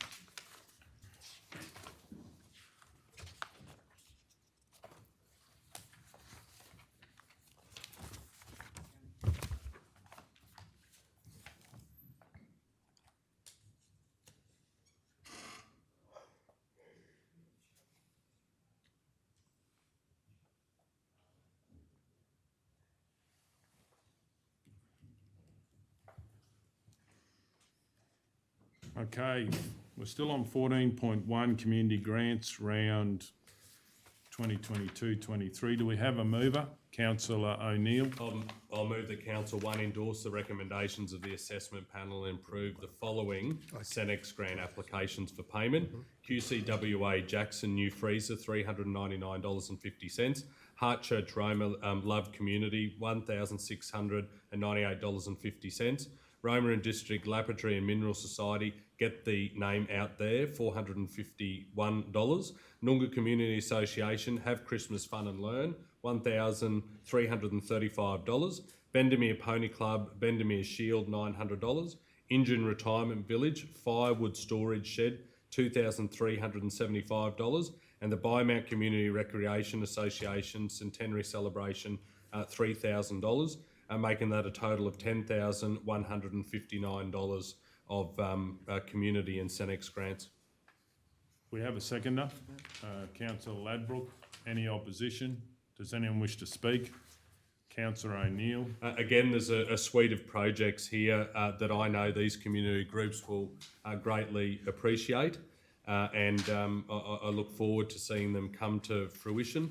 As I said in the resolution, we've got things from getting the name out there for the Roma and District Lapidary. That's a simple one of a brochure where they're promoting their organisation, through to a storage shed for firewood to keep the residents of the Injune retirement village warm over the cooler months. So these grants do go a long way for our community.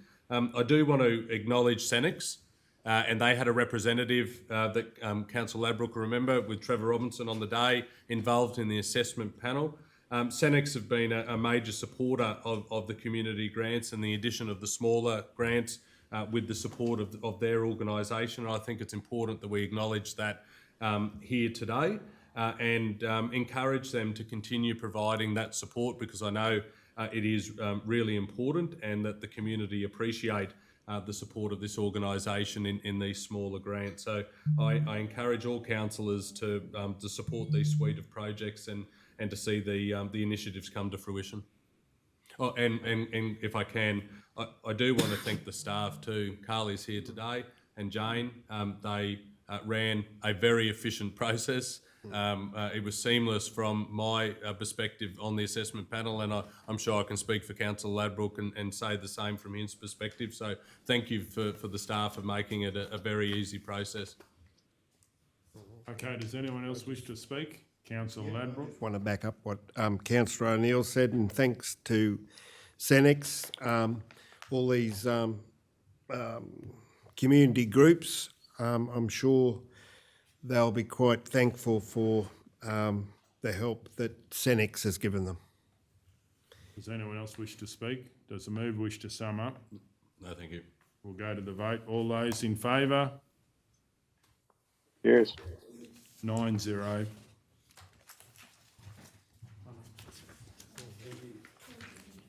Thank you. Thank you. Item 17.1, water pipe in Muckadilla.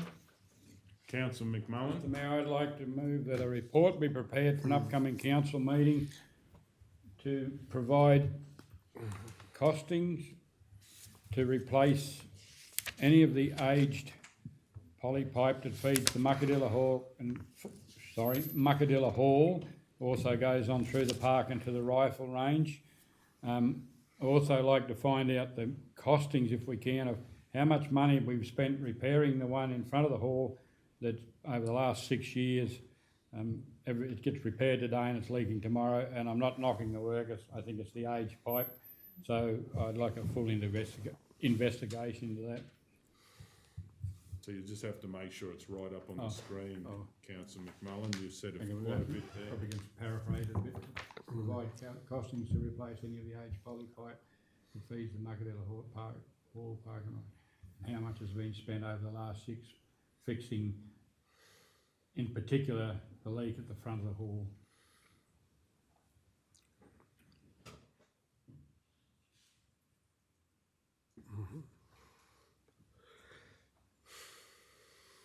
Do we have a seconder? Councillor Burkett.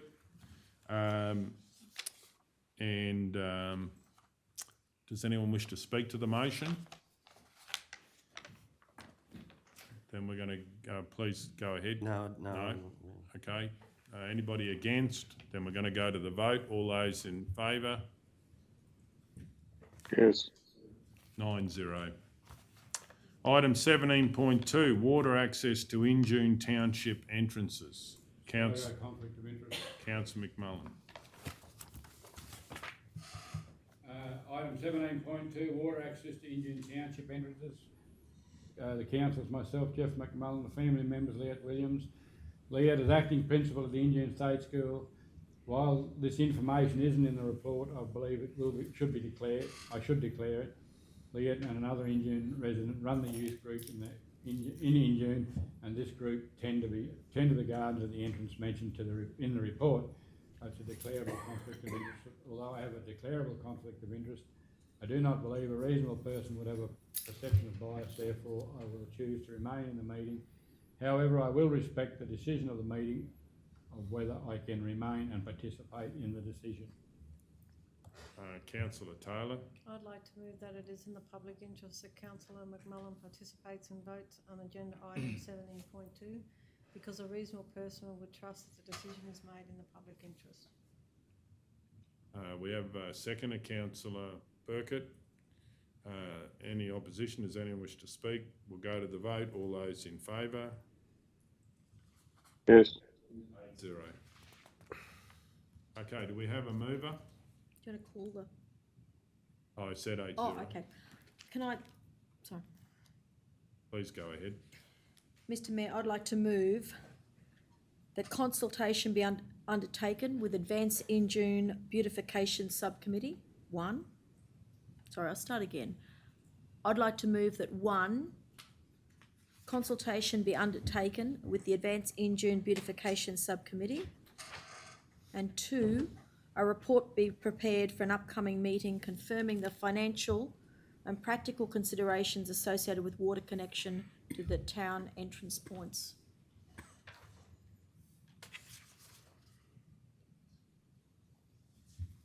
We have a seconder, Councillor Burkett. Any opposition? Does anyone wish to speak to it? Councillor Guthrie.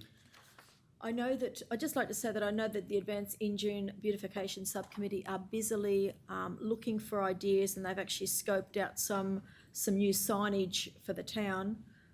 Historically, we have had gardens on the entrance points to Injune, and there are eremophilas planted, but it's been of continuing and consistent concern of no water there for the watering of the plants, and they've struggled through droughts, and they are looking a little bit tired.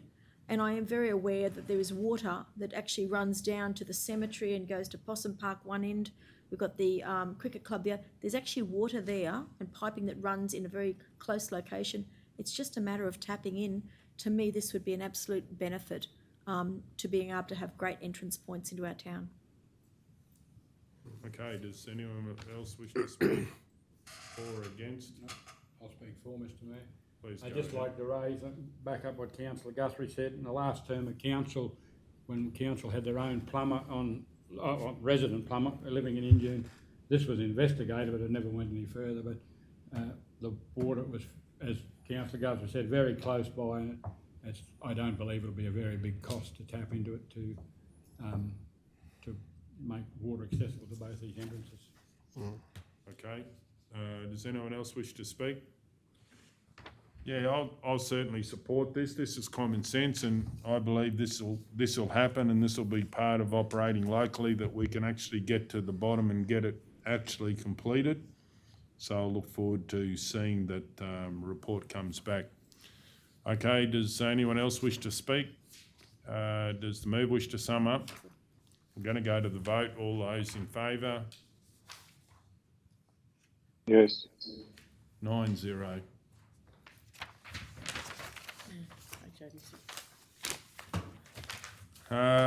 Page 86, 17.3, creation of permanent water holes across the Maranoa Region.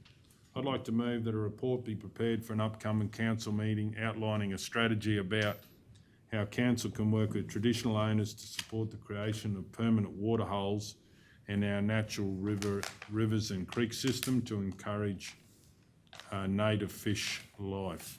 Mr Mayor, I'd be happy to second if we could just add a few more words in there.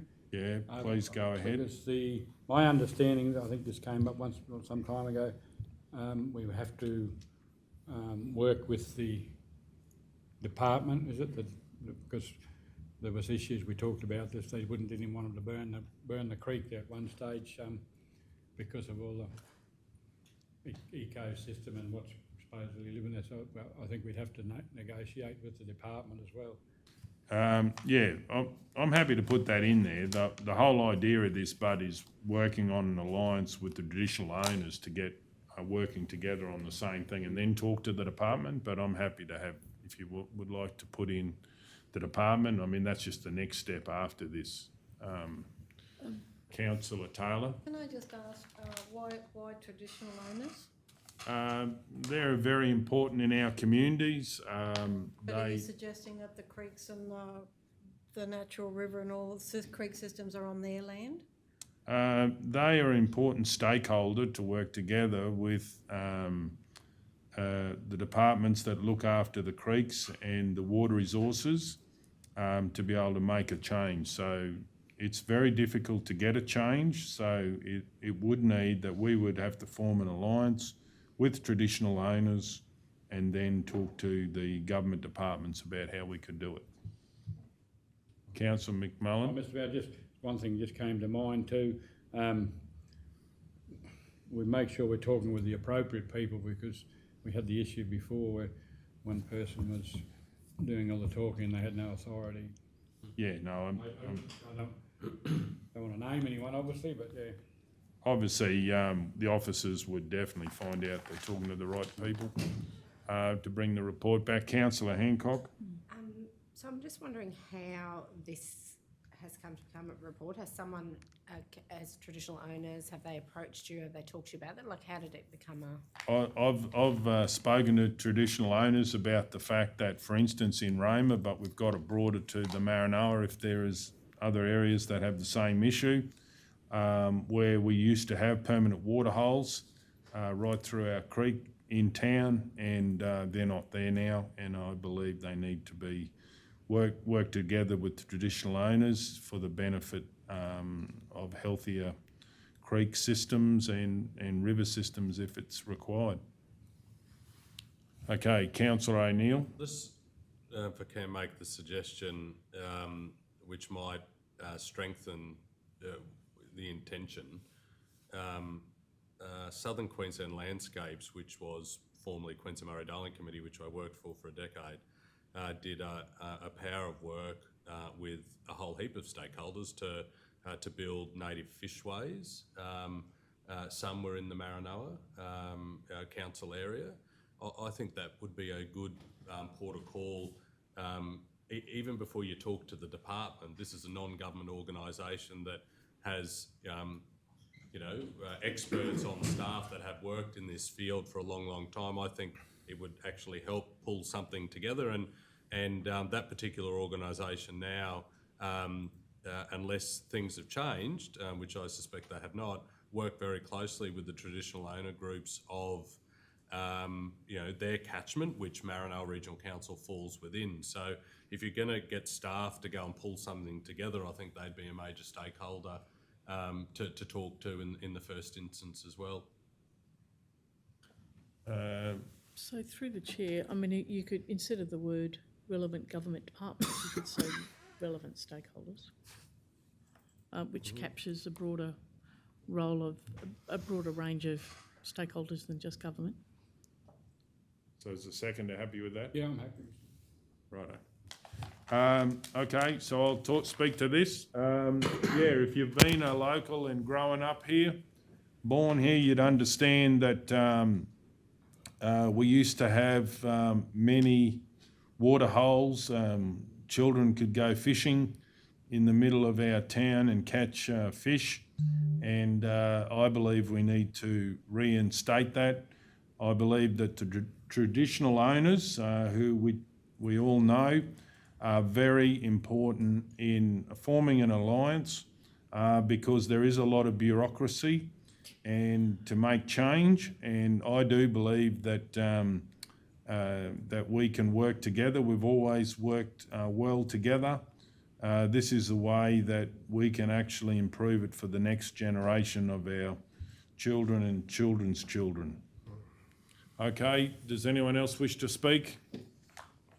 I just like to back up to, as a young fella living not far from the creek down there, there was definitely water holes all the way through there, and it was fairly common practice for people to go down there and have a look. Well, I wasn't a fisherman, but people did fish there, but really splash around in that, yeah.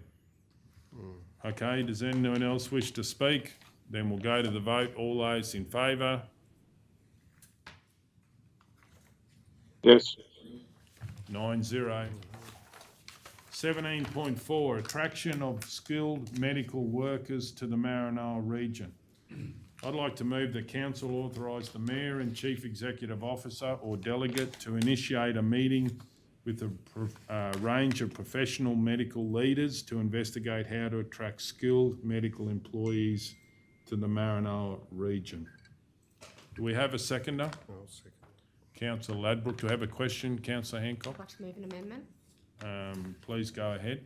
I'd like to move that council initiate a meeting with a range of professional medical leaders to investigate how to attract skilled medical employees to the Maranoa region. Okay, do you have a seconder? Oh, well, so I'm not going to accept that as the mover of the motion. So you have a seconder for the amendment, Councillor Taylor. Okay, do you wish to speak to the motion? I do, thanks, Mr. Mayor. Mr. Mayor, the attraction of medical employees to the region is a whole of council and community issue. And the reason I believe that we should all be involved as councillors in these discussions is because as individual councillors in our own areas that we're going to all different meetings across the region, not just in our own areas, but across the region, we're having these discussions as councillors.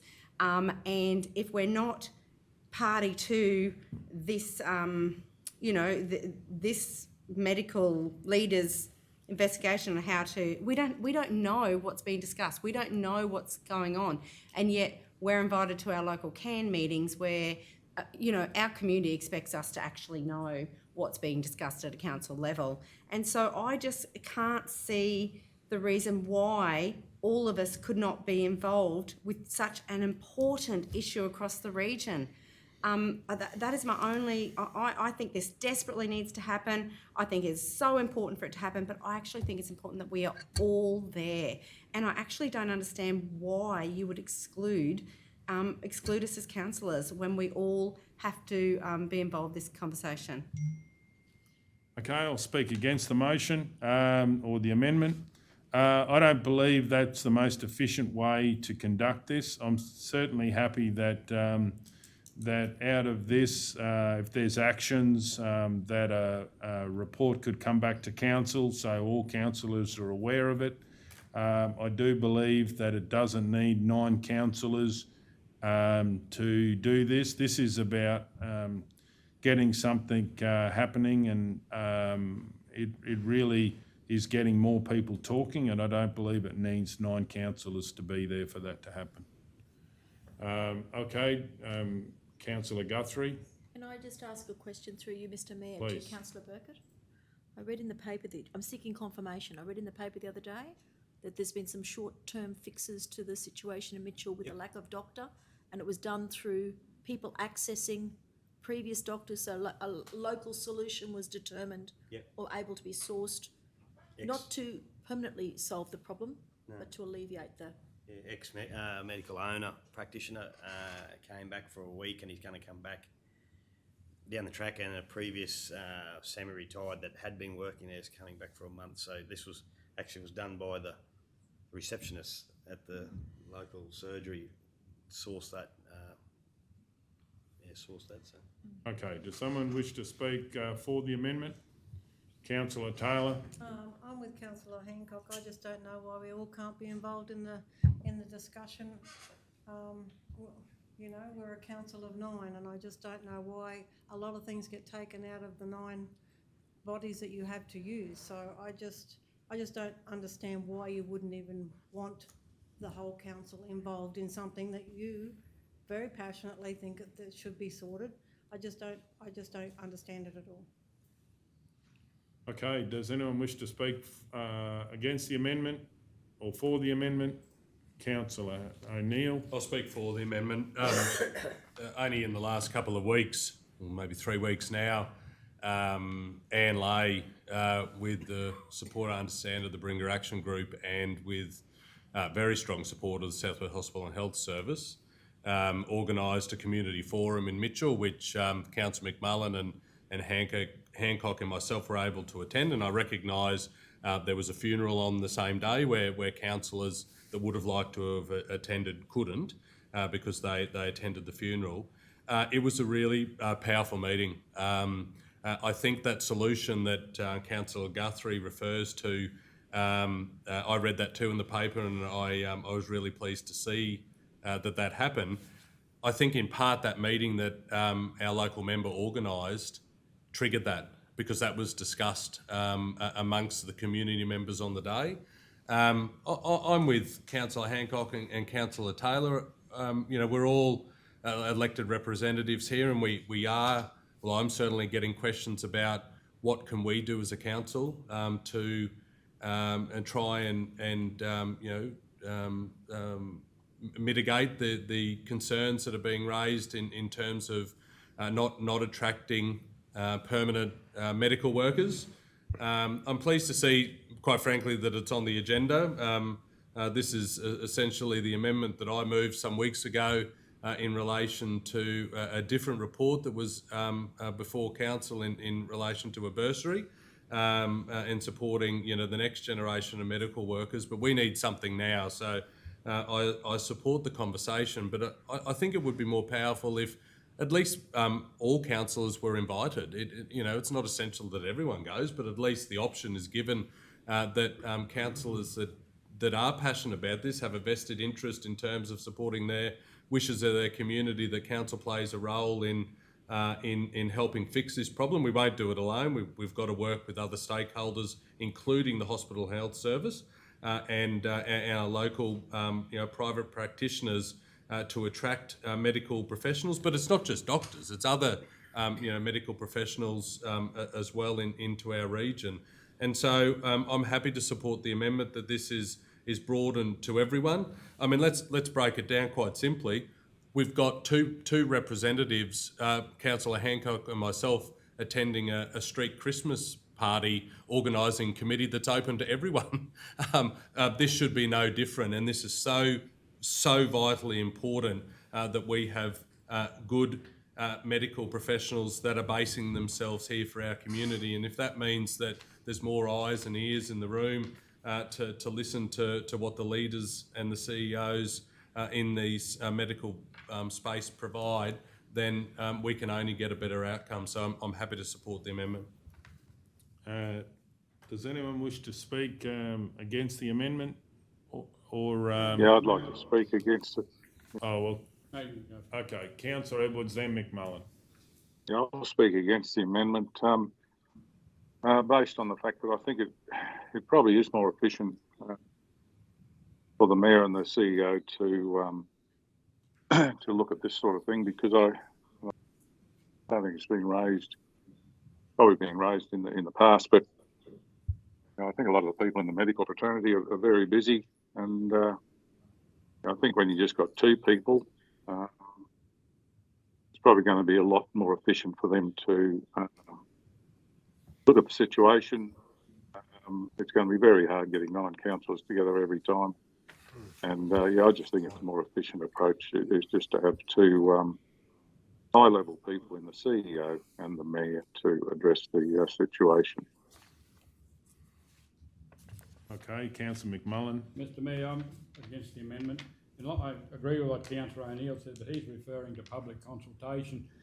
No, I don't think any minister or any professional person would want 9 councillors rocking up to go and discuss it with them. I believe it should be the Mayor and the CEO to do the initial discussions and that, and then bring it back to council for a full briefing or full discussion, whatever you like to call it. Okay, does the mover wish to sum up if no one else wishes to speak? Thanks. When you talk about efficiencies, I think it is efficient that when you're getting medical professionals together who are busy, that they have the opportunity to address all 9 councillors at once. They're speaking once and we're all being able to hear. Now, when I say for council to, that doesn't mean that all 9 councillors need to be there. It's about the fact that it would be open to the councillors who can attend on the day to be able to hear from these medical professionals.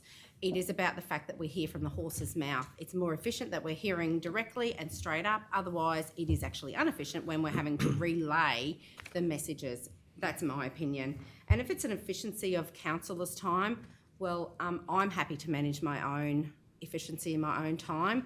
I believe that I am paid to be a councillor, and I absolutely would love the opportunity to be at the table and to be part of these discussions, because it is a regional issue, and I think that it is really important to be able to hear these concerns right across the region.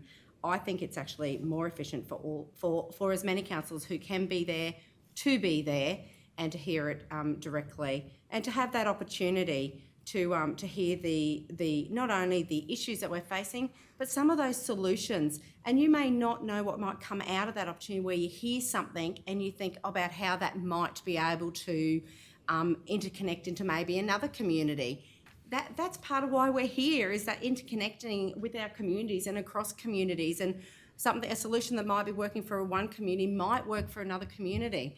And so it is really just giving the opportunity for us councillors to actually do our job and to be at the table on such a very, very important issue that is facing at the Maranoa region at the moment.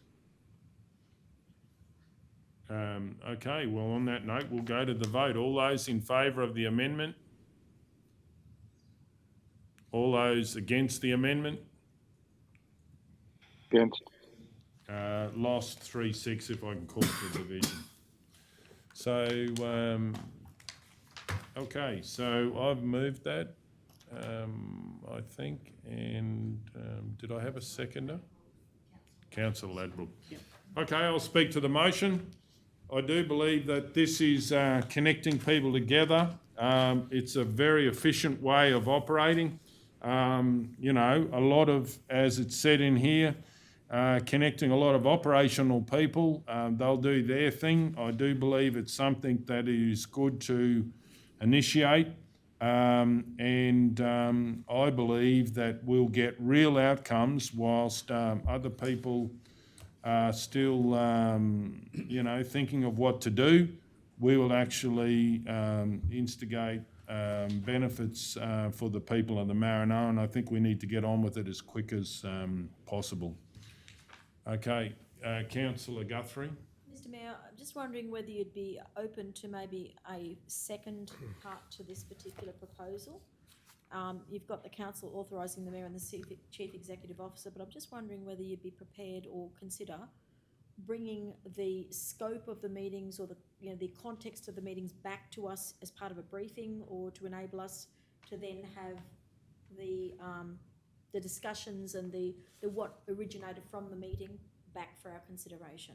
Well, what I did say is that I would be happy to bring back the actions out of it, like, you know, basically progress on what's happened. That would happen anyway. But you don't have that in. You don't have that in the. I'm happy to put that in there. That to include it, that the actions or the CEO, how would you say it? Like, I don't want word for word. It's just more. So through the chair, I'm just listening to just the commentary. Is it bring back the progress of this meeting or this initiative to progress council of the initiatives of this proposed partnership. Medical leaders to investigate how to.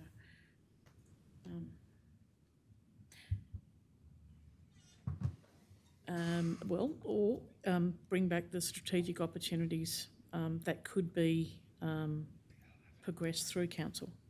Something like but that. a lot of it might not be. Strategic, it might be operational. It could be operational. So what I actually say is happy to give council an update on this.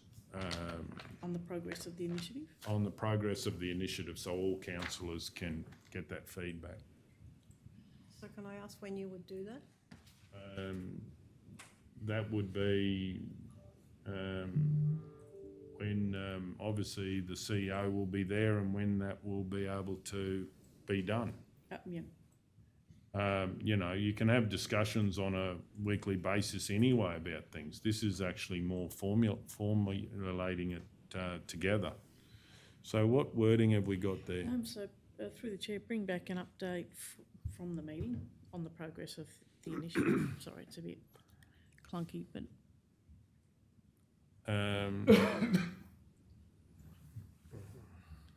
So, I suppose a meeting update yeah.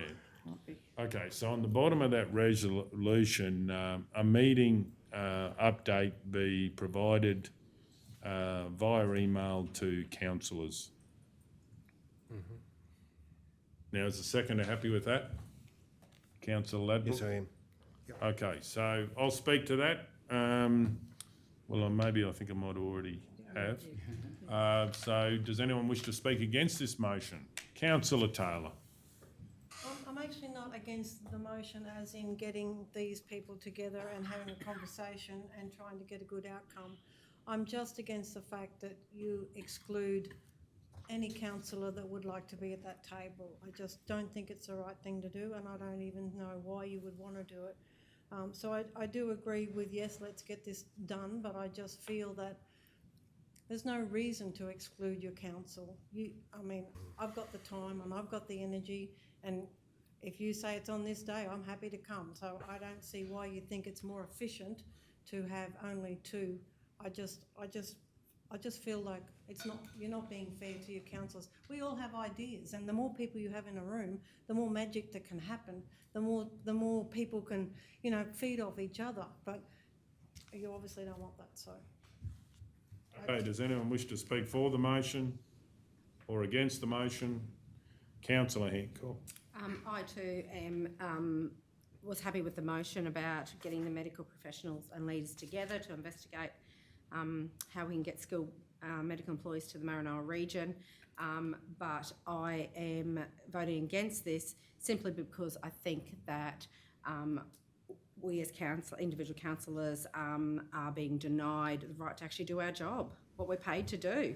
And I think that we actually have something to bring to the table. I think that we have knowledge about our own areas that we live in and that we work in, and that people speak to us about.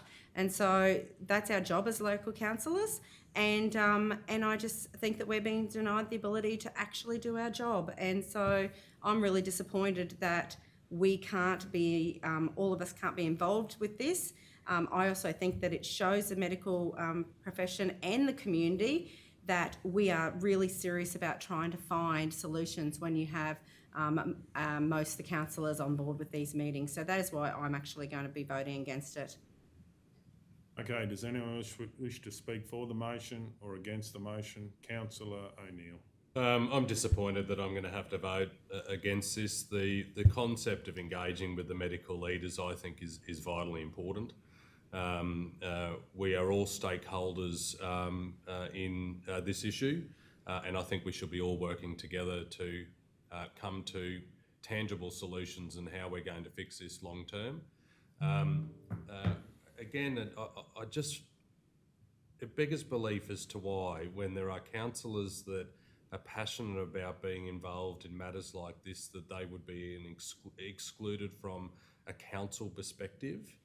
I got a lot out of the forum that Anne Lay organised. I said that previously. The listening not only to the medical professionals that are doing the best that they can under trying circumstances in Mitchell, but also from the community members. As I said, a short-term solution came from that particular meeting. I wasn't excluded from being involved in that, no one was. And yet, here's another example of councillors being excluded. To suggest that this is to run a more efficient process is just fanciful when individual councillors can run their own time. And if they've got the energy and commitment and the passion and can fit into the schedule which is determined by others, then it should be an open door policy to allow more decision makers in the room to hear from people that are on the ground, that are dealing with this on a day-to-day basis in terms of the medical professionals. So it's unfortunate that I back the initiative to engage with the medical professionals. I just can't vote on the basis that there are councillors that want to be involved that are again being excluded. Okay, no one else wishes to Mr. Mayor, Councillor McMullen. reiterate what I said for the last resolution, it's not recommended anywhere when you start talking around many different councils, which I've done just recently over some other issues, for the whole council to rock up or be involved in things. I'm not saying a couple of councillors couldn't be involved, but it's not recommended, especially if you're going to go straight to ministers or things like that. You don't want 9 people, or 9 or 10 people rocking up there. They don't appreciate it. Okay, I'll sum up. First thing I'd like to say is it's not about what you want, councillors. It's about what the fixing the problems. Having 9 councillors at a meeting is not about what you want. It's actually about what's the best thing to get skilled medical workers. You may notice down the bottom, it says in there that this is much more operational and bringing operational meeting people together. And one of the things is that it's not about what you want, councillors. It's about what's the best for the region. And one of the big things with this is that you would completely lopside a meeting by having even the majority of councillors there. This is about connecting, getting more discussions going, and this is crucial. So you are not excluded from bringing any reports, bringing any feedback from your communities. Just on that point of the meeting in Mitchell, I'd also like to say I was unable to be there because I had to attend the police remembrance ceremony in Roma. One of the big things, it's not about the individual, it's about the best benefit. We now have a motion on the table that you will be informed about what comes out of the update from the meeting. So no one will lose anything. You're not excluded from making reports that come to council. You're not excluded from bringing your information back from your communities. But I believe people, it's not about the individual councillor and what they want. It's about the fastest way to get a result for the community. And on that note, we go to the vote. All those in favour? Yes. All those against? 6-3 if I can call for a division.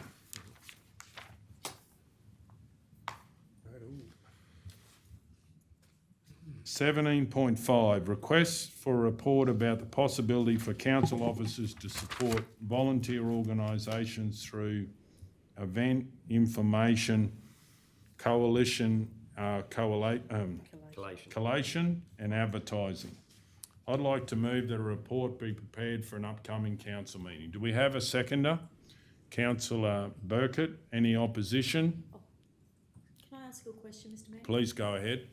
Would you be willing to maybe extend that a little bit more into secretariat responsibilities as well? Because I'm mindful we have received a recent email and there has been discussions in the past of some of our communities who really struggle to get secretaries for local organisations.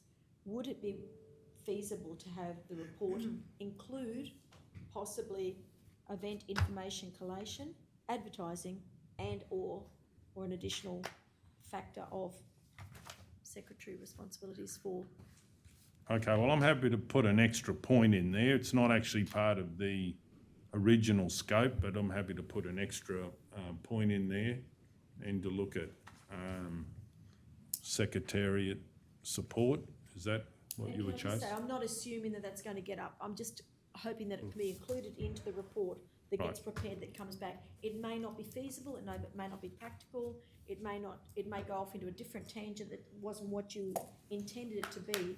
But I just thought if it could be, while we're doing the report or while the officers are doing the report, maybe it could be expanded that little bit more to see possibilities or potential. Okay. And I'm happy to second it. Oh, sorry. No, Councillor Burkett, are you happy? Yeah, I'm happy with that. Yeah. There is a report already on the secretarial support. I think you've previously brought this to council and there was a body of work done. We have. Sometimes some of these reports are going back a long time and they've never come back to council, so I'm happy to have it in this. No, but it's in this term and it has come back to council. Yes, it has. Well, have you got a new request about that? I think this is a different request that I'm asking, because that one that we looked at was basically looking at having secretarial responsibilities underpinned through the community grants process, if I remember correctly. No, No? Providing sector, the mayor moved it. yeah, Thank you. basis I for do remember community, and something we've got all Mr. of Mayor, that. can I move a procedural motion we lay on the table Do to we find get out if, clarification? to investigate that other report? It was in regards to the SDDI. I think I Right. remember something. All those in favour of laying it on the table? All those against? Yes. So were you in favour, Councillor Edwards? I was. Okay, all those against? 7-2 if I can call for a division. So is that till later in the meeting? Or whatever Whenever they can suits, get it. whatever you can get the information you can get. Righto. Okay, so just through the chair, what you're saying is that there was a council report supplied at some point in the past around See it as a secretariat support. duplication of, Okay. Came from a request from SDDA. Yeah, I remember And something. the mayor yeah. submitted a councillor report around. But we think we've seen the result of Then that. didn't they get a secretary? Yeah, so it didn't go ahead, like. But I think we the made it- costing and But all there that was some come back in work the done report. I think around it was, then said might as well do it regionally, I think. Yeah, but then nothing really came back to us, did it, I think? No, Yeah, I there's can't a report on it. well, this is why we're getting this. Okay, L1, material change of use, undefined use, domestic storage shed, reference 2022/20650. Councillor Burkett, I'm happy to move, but there's a couple of things I'd like to ask, please go ahead. if we can change. Danielle, how are you? Hello. I've spoken to the applicant on this before this come out and then since it's come out. Just on point 4, the existing outbuilding site to be removed. That's got a bit of historical stuff to the town with in regards to wool buyers and storage of wool over a number of years and back way before my day. He'd like to keep that there and hopefully restore it. It's starting to fall down a little bit, but he wants to put a bit of work into that. The other thing too was number 10, the 20 metres. He had it 10 metres off the front fence. He was just wondering why it has to be 20, and is it to do? He is happy, not that if he doesn't have to, he doesn't really want to, but rotate the building so the doors are facing east, if that was any sort of an issue. So, but preferably like to keep it as is. But they were the two issues he had. I think he's a little bit frustrated at the moment because he's put a big deposit on this a while back, and due to the steel prices all going up, he just got there was another increase on Monday. So he's just getting a little bit frustrated. But they are the 2 points. He's willing to do the screening and all that under sufferance, but he'll do all that. But yeah, it's just the old building and the 20, if he can keep it at 10 metres off the front fence, because it'll just change the whole way his block's configured.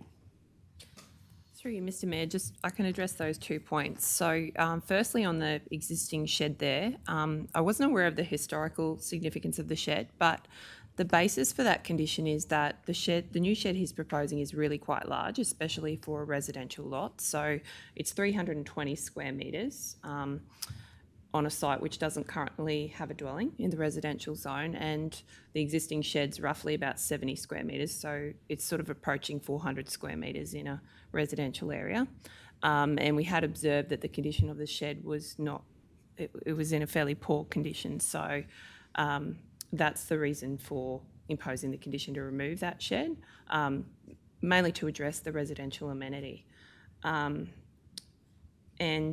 the second point in relation to the setback, we had proposed a larger setback because that would put the new shed behind the front building line of existing dwellings in the street and also allow for a future house to be built closer to the street front. So that's the primary use on the property, being a residential area. So pushing it back 20 metres puts the back of the shed roughly in line with that dog leg in the block. It's not rectangular, and just allows for a future house to go in there in front of it. So that's the reasoning behind those two conditions. Sense, really, doesn't it? To me, it does. That's not really the scale and of 10. You're saying that 20 metres will move it right back to the back of the shed. So, through the chair, it would be sitting behind, if you drew an invisible line of the existing residential dwellings either side of it, you're drawing an invisible line so that the shed is behind that, so that the sight lines are clear along the street. I just don't know whether he's keen for that. And so you're saying that in a residential area, it's preferred to have the shed at the back of the house and not so much to the side. It's preferred that the dwelling is the dominant structure on the property because it's a residential area, and also we consider what's around it. So primarily in that area, dwellings are what you see when you drive down the street, and a really large shed right at the front of the block is going to look a bit out of place. So that's how we look at it. Just on that, just recently I've just noticed there's 2 sheds going up in Mitchell on blocks that no houses will be able to fit in residential areas. So, yeah, that makes it a bit confusing for other people, and they're not as big a blocks as these. What if, I'm just looking for remedies here, if it is screened, kept at the 10 metres and screened, like when you drive into someone's place, the house is front and centre, but they've got the shed, so you're turning into the shed like that. If it's screened and you can't see it, and he potentially got ideas to put the shed, a new house in between the two, the new and the old, how would that work? Because that's you sometimes buy a brand new home with a garage there, you drive in and then your house is there. I don't know. So, I just know it's a bit of a strong point for him, that's all. right, so we might just, I'll just adjourn the meeting for a minute and we'll be back soon. We're keeping going. I move that we will, firstly with this item, we will adjourn to actually have a phone deputation with the applicant, and then we'll be back to this item. Okay, we'll keep going with the meeting. So we're on L1. We've just had a on the line deputation, and we've got some questions. We had a heap of questions. Who were the ones that first had the questions? Councillor Guthrie. Can I just, through you, Mr Mayor, can I ask Manager Danielle, on the map there's a small parcel of land adjoining. That's not owned by the applicant, is it? No, it's under separate ownership. So that would be one that if a person wished to build a house there, they have very contained area to build the house. Yes, through you, Mr Mayor, that they would have as a right use to build a dwelling on there. Okay. Now, was there another question? Someone was asking a question? No, I was just asking a question if we could have altered the resolution to give the applicant some direction as to whether we're going to approve the oversized house and come back to the location if we had to do. Oversized shed, sorry, and come back to the Councillor Taylor. My question is to Manager Danielle. Now that you know that it's said that the shed that's already on there has historical value, does that change your mind on removing it? Through you, Mr Mayor, I think that can come into the consideration of the proposal. This domestic outbuilding has been treated a bit differently to the ones you ordinarily see that are oversized. The reason being because there isn't a dwelling on the lot, it's not considered a ancillary outbuilding. And the difference with that is that this application has gone through an impact assessable process, and that involves assessing a broader range of criteria and also considering other matters that we consider relevant to the application. So we could take that that information into consideration as part of the assessment. With that block, shifting it back that other 10 metres, I've seen a lot of places where they actually build it up. And you don't have to use cement. You build it up. Can't be all that much of a drop. Build it up. to put the shed on. Mr You know? Mayor, Councillor Edward, you're only allowed to put 100 mil of dirt in there. You're not allowed to build a block up, I don't believe, any more than 100 mil, eh? 300 mil. You can Oh, put 300, is it? Sorry. 300 mil for a Three- pad, yep. 300 mil. So, you know, that's, A foot. that'd make a difference. Well, it could, yeah, I mean. You know what I mean? And if anyone wanted to build on that small block next door, yeah. So, Councillor Guthrie? Can I just ask another question, please, through you, Mr Mayor, to Manager Danielle? Can you give me an idea in the flood in previous floods, how far was that block of land underwater? Do you remember, or would you know? Through you, Mr Mayor, I don't have that information on hand. The block is shown to be in the flood hazard overlay, which is, it would be affected in a 1 in 100 year flood, and it has areas of low hazard towards the front, and it goes into significant hazard further to the back of the block. So that extra 10 metres, would that put it in a bit worse a position, but not? Well, through the chair, Mitchell, unfortunately, is sitting in floodplain, and Yes. actually quite a lot of the actual residential area gets inundated in a 1 in 100 year flood. It's quite, it is significant, and most recent memory is 2012. So there is a logic to certainly what the applicant's saying in relation to where they might place structures on the block and how they'd mitigate sitting in that floodplain. So who was first out of Hancock or? I was, but I think Councillor Burke. But didn't you have an answer to that Oh, question? That's why I was going to let you. The house below, it's like a mad looking L shape.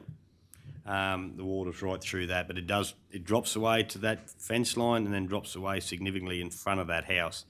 But that house is level with the back block, and it went right through, that far at least, through that brick home. So It had to be all redone. So can I just ask Councillor Berger, so if you did the water level, the closer you get to Mary Street, the Well, closer you get to the front of the block? it I would was actually stuck be in higher Roma during than- the flood, so I'm not sure exactly how far I come up here, but I worked on that house, so I know how much went through it. But as far as how far it come up, I couldn't exactly tell you. But Councillor Hancock? Through you, Mr Mayor, Manager Danielle, the 10 metres, is that to our policy? So if we change that, are we going against our council policy? Through you, Mr Mayor, for a standard domestic shed, the standard setback is 6 metres from the frontage. So we've imposed a larger setback because of the scale of the shed. I've just had a look at some of the neighbouring setbacks. The closest dwelling to the north has roughly a 14-metre setback from the frontage. And the next one to the north is a bit closer, and also to the south is a bit closer. But the width of those dwellings on the property, the three closest are 16.5 metres wide, and there's two at 12 metres at their widest point. So this shed is going to have a 16-metre wide elevation on the street front. 16 metres wide. 16 metres wide, and it'll be 20 metres deep. So can I ask with Councillor No, you Hancock, go. you haven't asked? You go, I can wait. So with, Akron Motors, do you have that on your map there, and is it right up the front, and is it a bigger shed? it's right on the footpath. Mayor, but in all due respect to everyone, and I'm not being, Akron Motor's been there for 100 years. You wouldn't be able to build it there today. While ever it's an existing business, it's acceptable, but.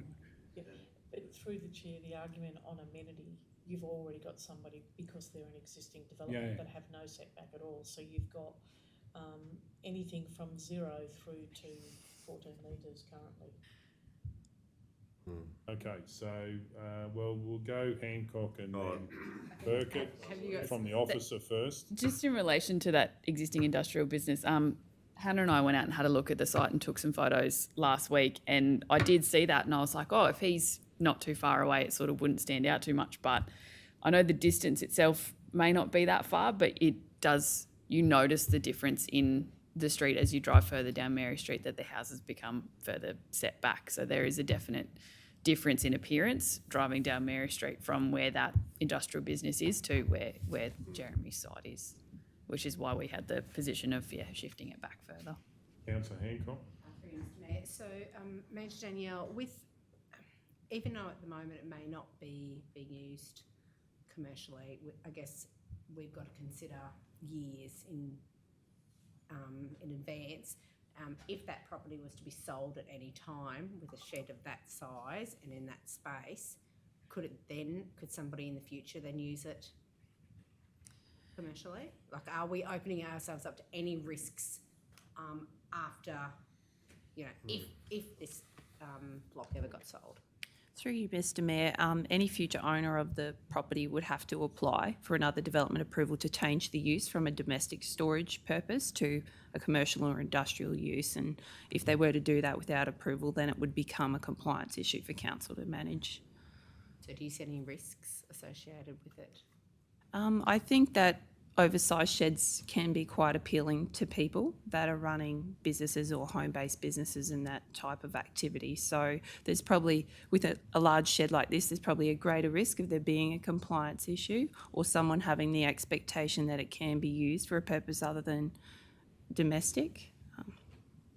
Councillor Burkett. One thing, and I touched on it before, in the same block is that new shed that's gone up. Sheaf's Builders did it the other day. And it's right at the front of the house in Short Street. What address is that? I couldn't tell you exactly. It's one off the corner of Short and Louisa, and it's probably a quarter the size of that block, and it's right at the front on a diagonal in that block there. And then over on the other side of the State School in Margaret Street and Sheffield, there's a shed going up in there. There's no room for a house, or well, there could be a house they could put on the front of that, but a shed's there first. So, they could be all above board, but it's what it looks like to this person on a bigger block. And the thing is too, and this is no disrespect to the building code, but it's like when government houses were built, principals' houses, police houses, they were built with carports underneath that no one drives Ford Falcon sedans anymore. You can't, every person who lives in a government house can't park their car under them because they were made for sedans. Now that was 1970s. So everything's getting bigger, whether we like it or not. Four-wheel drives are getting bigger, boats are getting bigger. So I think we need to, on top of that as well, have a look at those sort of things. But the one that worries me is like within the same block, you drive around and here's a shed front and centre on the road. So Mr. Mayor, and I understand what Councillor Burkett's saying, but I'm immediately thinking, and I'll stand correcting, those would be smaller size sheds that were code accessible, and this one's oversized, which is impact accessible. but comparable to the block size, and in the front, Yeah, but I mean, it's not setting off the front. I don't think the planning scheme allows for that type of thing. It just says if the shed building's that big, it's code accessible. If it's that big, it's impact. Am I correct? Once you go over that. So the reason he was impact accessible is because there's no house on the shed. He's an undefined use. There haven't been planning applications for those two sheds that you were referring to, so they haven't come through the planning So, but department. to the general punter, they're not to know. He's been told that he's got to set back because he's encroaching in front of houses around the Yeah, I corner. know, He's yeah. done that. Yep. Yeah. Size comparable to his block. The same ratio. To me, that I can understand his concerns, but as I said, they haven't come through for a planning approval, so. Well, they just put them up on the quiet. no, because yeah. Okay, Councillor Guthrie. Can I just, through you, Mr Mayor, can I just ask, there was no requirement to actually contact the neighbours and get any feedback from them? So that's Did we get anything written or even oral about the neighbours' view? We didn't get any objection, which is why it's, so he did go through public notification. There were no submissions received, which is why, I guess on balance, despite its conflicts with the scheme, we have recommended approval because I guess the general position has been that sheds this size really aren't sort of supported in the residential zone or they've been under a fair level of scrutiny. So yeah, it did go to public notification. There were no submissions from the neighbours, so there was no objection or comment for or against, I guess.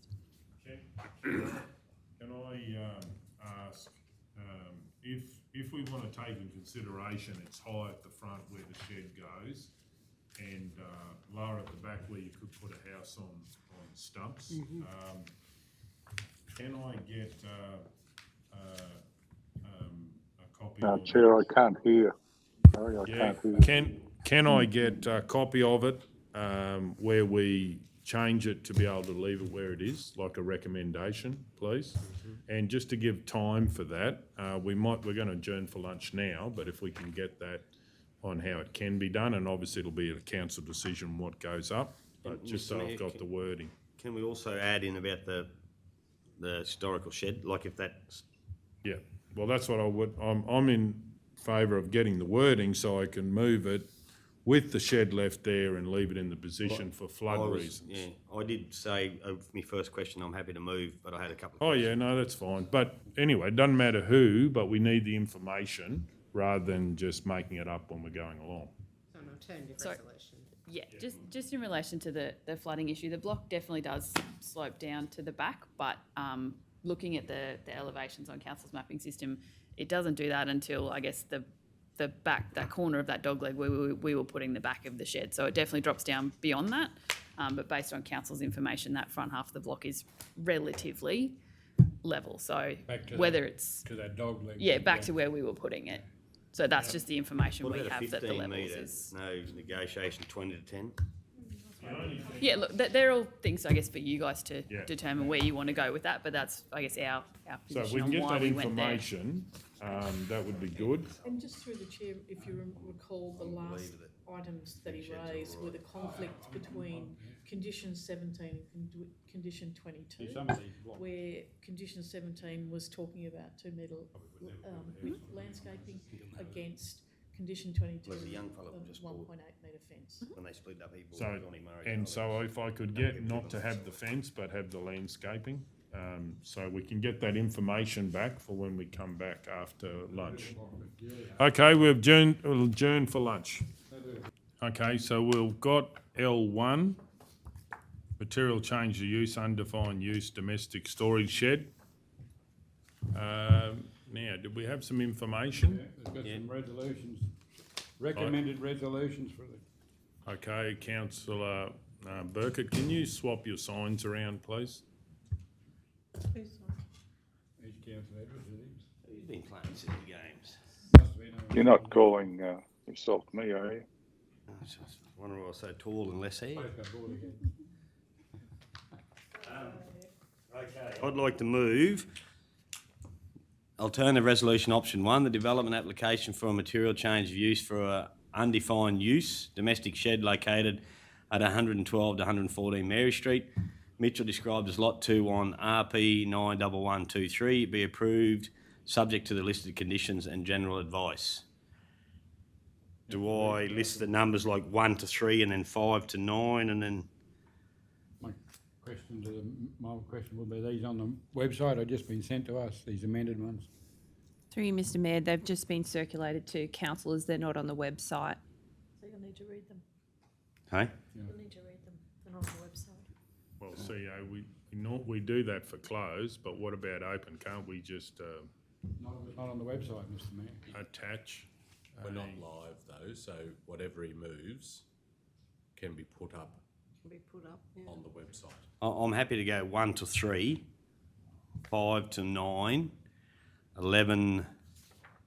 There's no other numbers taken out, no. 11 till 35, I think it goes to. As listed. Was there meterage anywhere? The fence one, was it on a number or? Condition 22 is 22 's probably what fencing. you should have moved. If you want to do something. Screen fence to be provided. I thought you were removed. So we could remove. So 10 till 21 and then 23 to 35. There Hey? was no 10. 9, sorry. 11 it'll be, 11. So I'll say it again. From 1 till 3, 5 to 9, 11 till 21 and 23 to 35. So have we got a copy of those? You won't have Mr. Mayor. Yes. We do. Righto, we'll just adjourn so I can get a paper copy. Okay, we'll keep going with the meeting. So we got any questions or councillors? Councillor Burkett, I move with those. can we just see Righto. what Kel's got up there, please? So you moved option 1, is that? Option 1, but I removed 22. Kel? highlighted there, Kelly? Yeah, no, that was the original one. Oh.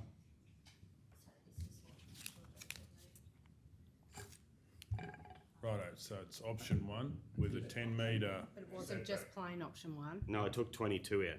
Just go down slowly, Kel, please, and Burke, I can double Oh, yeah, check. it's got remove condition 22 in option 1. Aye. Yep. And that's a 10 metre setback. Yep. Okay. Do we have a second? I'll second the motion. I have a question. Please go ahead. Through you, Mr Mayor, Manager Danielle, so whilst you provided council with an alternative recommendation, is your officer's recommendation still the original recommendation that you provided? Through you, Mr Mayor, probably with the exception of the existing shed, now knowing there's some historical significance around that, I would support retaining that shed on the site, so removing condition 4 in the original recommendation. But my recommendation with regards to the setback in particular would stay the same. I believe, based on the scale of the shed, it should be set back further on the property, behind the front building line of the nearby residences, and to allow a dwelling potentially to be built in front of it, at least behind the front line of the neighbouring properties. Thank you. Okay, does the mover wish to speak to the motion? Yes, Mr Mayor. I think this is, in a way, good for the community because we've got a person investing in the town and, taking up a spare block. There's a precedent being set in other areas with larger sheds on probably smaller blocks. I think the size of this block, it sort of won't be impacted. We've got big open streets, bigger blocks. There's an inconsistency with the existing houses in the neighbourhood, how far they are from the boundary. I'm happy to leave that existing shed there for the historical value. I just think we've got to move. People have got bigger toys these days, so we're going to get larger sheds. Vehicles are a lot bigger. Most blokes getting their sheds are always bigger nowadays, so I'm happy to have a bigger size shed on a bigger block. Okay, does anyone wish to speak against the motion? Does anyone wish to, Councillor O'Neill? I'd like to propose an amendment. Please go ahead. That in terms of condition number 10, is it? Yeah, the original condition number 10, that we include a setback of 14 metres for the shed.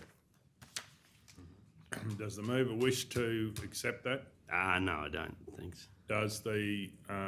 Do you have a seconder? Councillor Hancock, any opposition? I'll speak in opposition. Does the mover wish to speak to the motion? Thanks very much, Chair. I agree with all the points that have been expressed by Councillor Burkett in terms of precedents already being set, how fantastic it is to see building applications coming from all of our communities, but in this case, Mitchell. Obviously, the recommendation against the planning scheme and from our staff is to set it back even further than what I'm recommending. But given that it is a shed and will be a sizable shed, setting it back to 14 metres, which will be in alignment to an existing neighbouring property, I think is a fair compromise. And one that could be quite easily justifiable in terms of supporting this application. Does anyone wish to speak against the amendment? I'll speak against. I believe we need to be pro-development. I think it's resounding that there was no one that put anything in about this development. I think it's the way the banks are, it's extremely hard to get development in smaller communities, and I believe this shed will be an asset. I also understand that there is issues with flooding, and it makes very much sense on where they want to put the shed on the block. And I think, Mitchell went through a major event, and I believe that this is common sense and this should be supported. This shouldn't be supported, but and that's why I'm actually not supporting this amendment and supporting the original motion. Okay, does anyone wish to speak for the amendment? Councillor Hancock. Yeah, Mr Mayor, I do too agree that it's really exciting to see a business development happening in, well, it's residential development, but development happening in Mitchell. You know, I fully support this. All credit to the applicant for this project. My only concern is that we don't just have to think about now, we do need to think about the future. And I just would like to have seen a bit of compromise with how far it was going to be set back. And I agree that in line with the neighbour's house, so that we can take into consideration the neighbours' viewing, would have been a great place to meet somewhere in the middle. And so that's why I am going to support the amendment. I'm also taking into consideration about the flooding as well. And we've actually heard from an officer today that the amount that they want to set it back wasn't going to put that into danger. So I just feel that it would have been a great negotiation to be able to just have the 14 metres, which is only 4 metres extra than what the applicant originally asked for. Okay, does anyone else wish to speak against the amendment or for the amendment? Okay, Councillor Taylor. I haven't got much more to say other than Councillor O'Neill and Councillor Hancock, but the original proposal from the officer's recommendation was 20 metres. The applicant wanted 10, 14 is next door, so I too agree that we should go with the 14, that, you know, that at least would keep it in line. We're both giving a little bit here, and I just think that's the way to do business, you know. One gives, one takes, and as we were told, as Councillor Hancock just said, it won't make any difference as far as the flooding goes, so it's only 4 metres more back further than the original ask. Okay, does anyone wish to speak against the motion or for? Councillor Burkett. Mr Mayor, I'm all about, you know, getting a good result, but getting a good result for the applicant. If we're talking about future, we're not sure with the next future flood how it's going to go or how far up the block it'll go, but he's got his reasons for wanting it closer to the front. There is a lot of inconsistencies with the other houses in the street along either way, south and north or across the road. So I know I'll stick with the 10 metres, thanks. Does anyone else wish to speak? Does the mover wish to sum up? Thanks very much. I mean, at the end of the day, we're not talking about a house, we're talking about a shed. And I think this is a good compromise. If we weren't pro-development, this would be getting knocked on the head entirely. And the recommendation from the officer would be supported, and the proponent would be, would have to make a decision whether the development goes ahead or not. This is simply an opportunity to work in somewhat to the planning scheme with what the proponent has put forward to council, and would be a happy compromise in the middle in a setback of 14 metres in line with the neighbouring property. Okay, we'll go to the vote. All those in favour of the amendment? All those against? Against. Lost 4-5. Okay, if I can call for a division. Okay, so Councillor Burkett, have you spoke to the motion yet? Yes. Righto. Does anyone wish to speak against the motion? Does someone wish to speak for the motion? Oh, yeah, go ahead. I think this is very important to get this done today. I think that I've spent years as mayor, concerned about our smaller communities not being able to get funding from banks and so forth to do developments, and I think it's really crucial, and I do think they get treated like second-class citizens. So when an applicant actually comes and is going to improve buildings in town, and obviously we hope the applicant will be around for a long time, but if not, this will be an asset for the Mitchell community. I do believe there's strong reasons to do with flooding. I've also experienced, feedback from residents that what they believe is our council flood mapping they say it was not accurate to when it actually happened, what they saw in their own houses and so forth. So there is got to be some flexibility in what we have, and it may not always be 100%. There needs to be some error in that. So I do believe, to listen to the resident, that it's a better flood mitigation plan to actually have it where it is and have the house down the back. So, you know, to me, on all grounds, I'm excited to see the applicant investing in Mitchell, and I will be supporting this resolution to make sure that we can keep growing our towns and also growing opportunities for the next people to come after. And you don't have to go far to see a lot of inconsistencies. And when people are trying to do something, they get very disheartened when, you know, walls are put in front of them. So I believe we need to make a way for this to be able to happen, so the applicant can get on with enjoying the great lifestyle of the Mitchell community.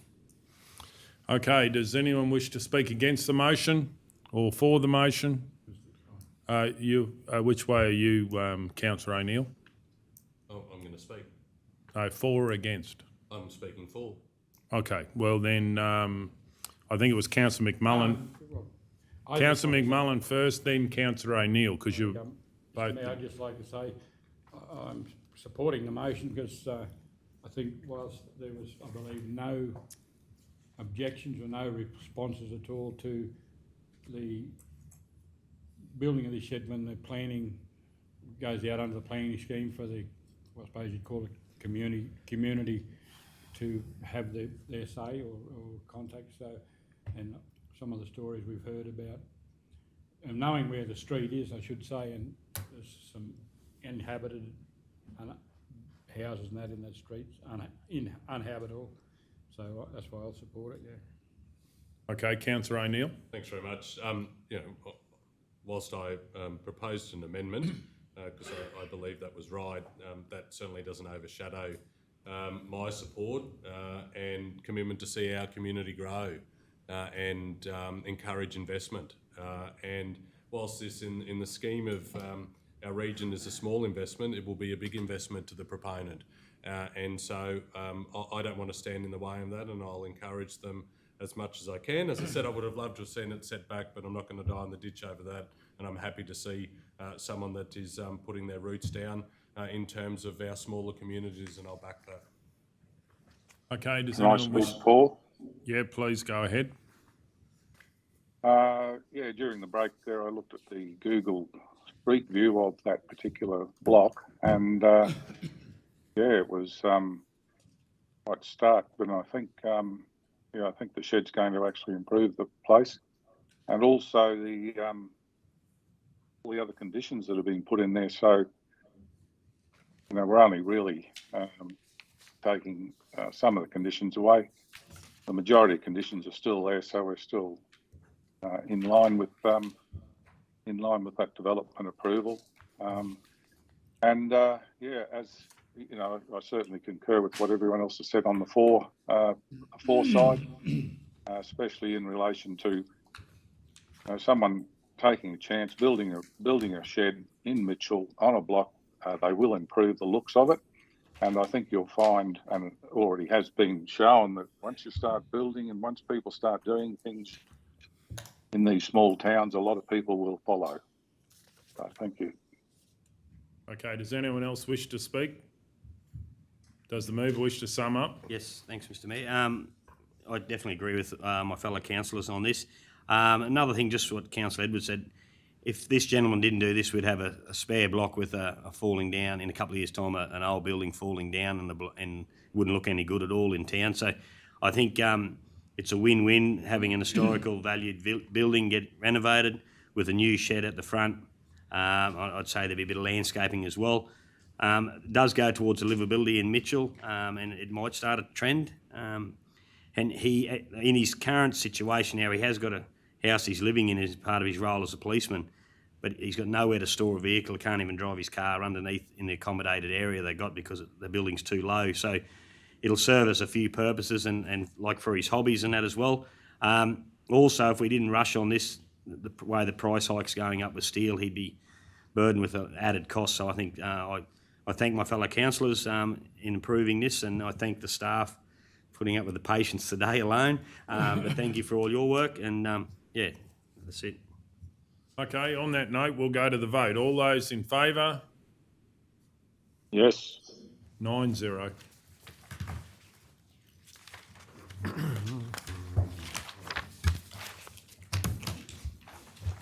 Thanks, girls. Thank you. Oh, we need to do a And statement Dean. of reason. Oh, yeah. Well, I'll start off. I believe taking into consideration feedback about flooding is why I approved the changes or supported the motion. Does any councillors have any No others? objection from the neighbours. Yeah, through the chair, so that on the basis that no submissions were received, that the area, the back of the block is subject to flooding. Yep. And I think just capturing your comments that it was in relation to still in line with the local amenity. Because there was an inconsistency in relation to the setbacks in the current street. So I'll wait until that's finished and then before this. Yeah, and maybe we can even enhance that by, to do with the flooding, because of flooding issues, it would be more practical to have the house at the back of the block, not the front, because it can be raised. You know. yes, and through the chair, I'm sorry, I did take some notes there. It was that some of the comments in relation to the motion had that some councillors felt that a precedent had already been set in the current street with surrounding properties. Right, anybody else want to add anything? Before we all go though afterwards, I just. You got the And neighbours the thing? heritage. Is it something for the meeting? Now, before the staff leave the room, I'd ask through you a question to the CEO. While we're while the meeting's going? Yeah, or- yeah. Well, Right. yeah. Have you got about the neighbours? Oh, yeah. Yep. That's it, yeah. No submissions were received. There's 3 things there, so that should be plenty. The area at the back of the block is subject to flooding. So I think we need to put in there that their block subject to flooding would be best used for best area for a raised house. Raised house. What about the shed? Yeah, raised house and the shed to be up the front on the highest part of the block. No, the old shed, sorry. Oh, yeah, the historical significance Yeah. of the old shed. Yeah.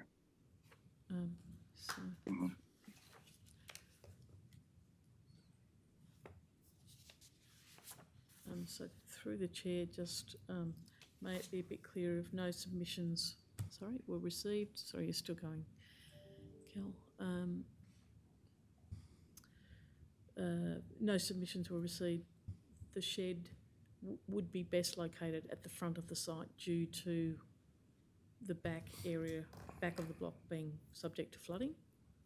Just rearranging that so it just made a bit more sense. And just saying for a raised house site.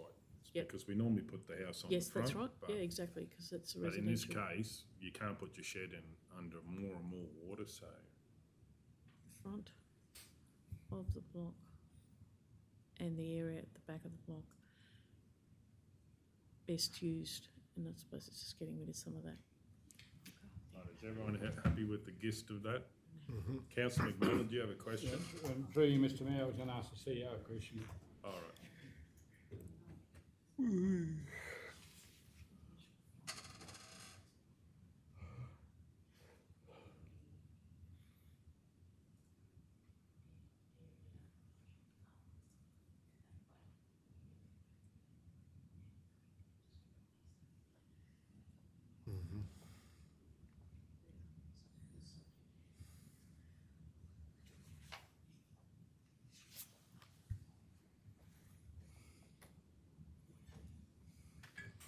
just adjourn for a minute while we're doing this, McMullen? Yeah, Mr Mayor, through you, the CEO, I realise this is, now we've approved it, we can ring them up and tell them, but is it possible for the staff to give, not now, but I mean, today, give them some sort of clarification of Yes, what the, I mean, certainly. we can ring them up and tell them it'd be better if the staff could say, well, this was an orderly shed before it goes Sure, up. through the chair, if we can finalise the minutes, we'll make it, we'll make that happen.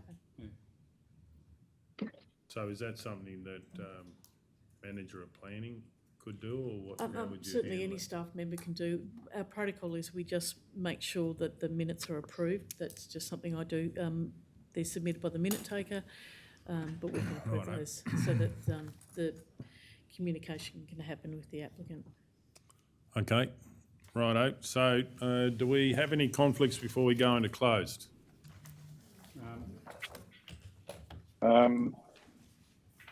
The Saleyards I'm not too sure about, that's all. I'm with I you, just, but I don't know. I'd like to- yeah, I'm not sure about C. I think I wrote in about it, but I'm just not sure what everyone's doing on that one, or what has, well, not everyone's doing, but what has to be done. CEO, In relation- did you want to pull that for more time, or was there something you asked about that, or? So through the chair, certainly what I have circulated under separate cover to councillors yesterday was the legal advice we had in relation to the Saleyards. Because when we looked at the recommendation that was in the report, we just thought we would get some advice. The advice actually came back more quickly than we thought. And certainly in circulating that advice, it gives council three clear options that you might want to consider in relation to this. If you are undecided as to whether you have a conflict, recognising that we have the department here next week to provide us with training, you may wish to procedurally lay it on the table until such time as you've had a chance to have that discussion with the department, but you do have the advice with you.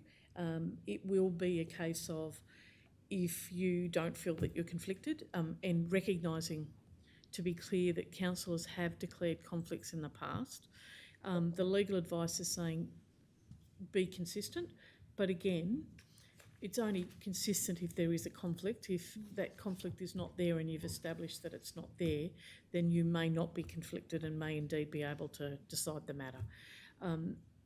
So councillors, you have the option to do any of the suggestions of the advice, or indeed lay it on the table until you have time to further discuss your own conflicts, given the fact that that's quite extensive. Councillor Guthrie? Being extensive. Mr Mayor, I'd like to advise I have a conflict of interest regardless of, I have an additional conflict of interest that is very pressing, and regardless of whether it gets laid on the table, it still is an existing conflict of interest.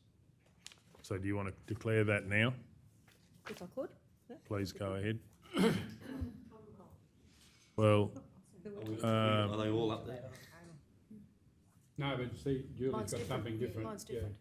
Regardless of what you do, mine is different and continues. I'd like to declare that I have a conflict of interest for C4, Roma Saleyards Contract Services Strategy. Declaring councillor is Councillor Julie Guthrie. Person with the interest is, or the related party, is actually my daughter-in-law, Abigail Guthrie. Abigail's been undertaking veterinary service contracts during 2022 on Lejeune Station in Northern Territory, which is owned by AAM Operations Proprietary Limited, and who hold one of the current service agreements that has relevance within the body of this report. It's a declarable conflict of interest, and I will choose to leave the room, regardless of what happens, while the matter is discussed and voted on.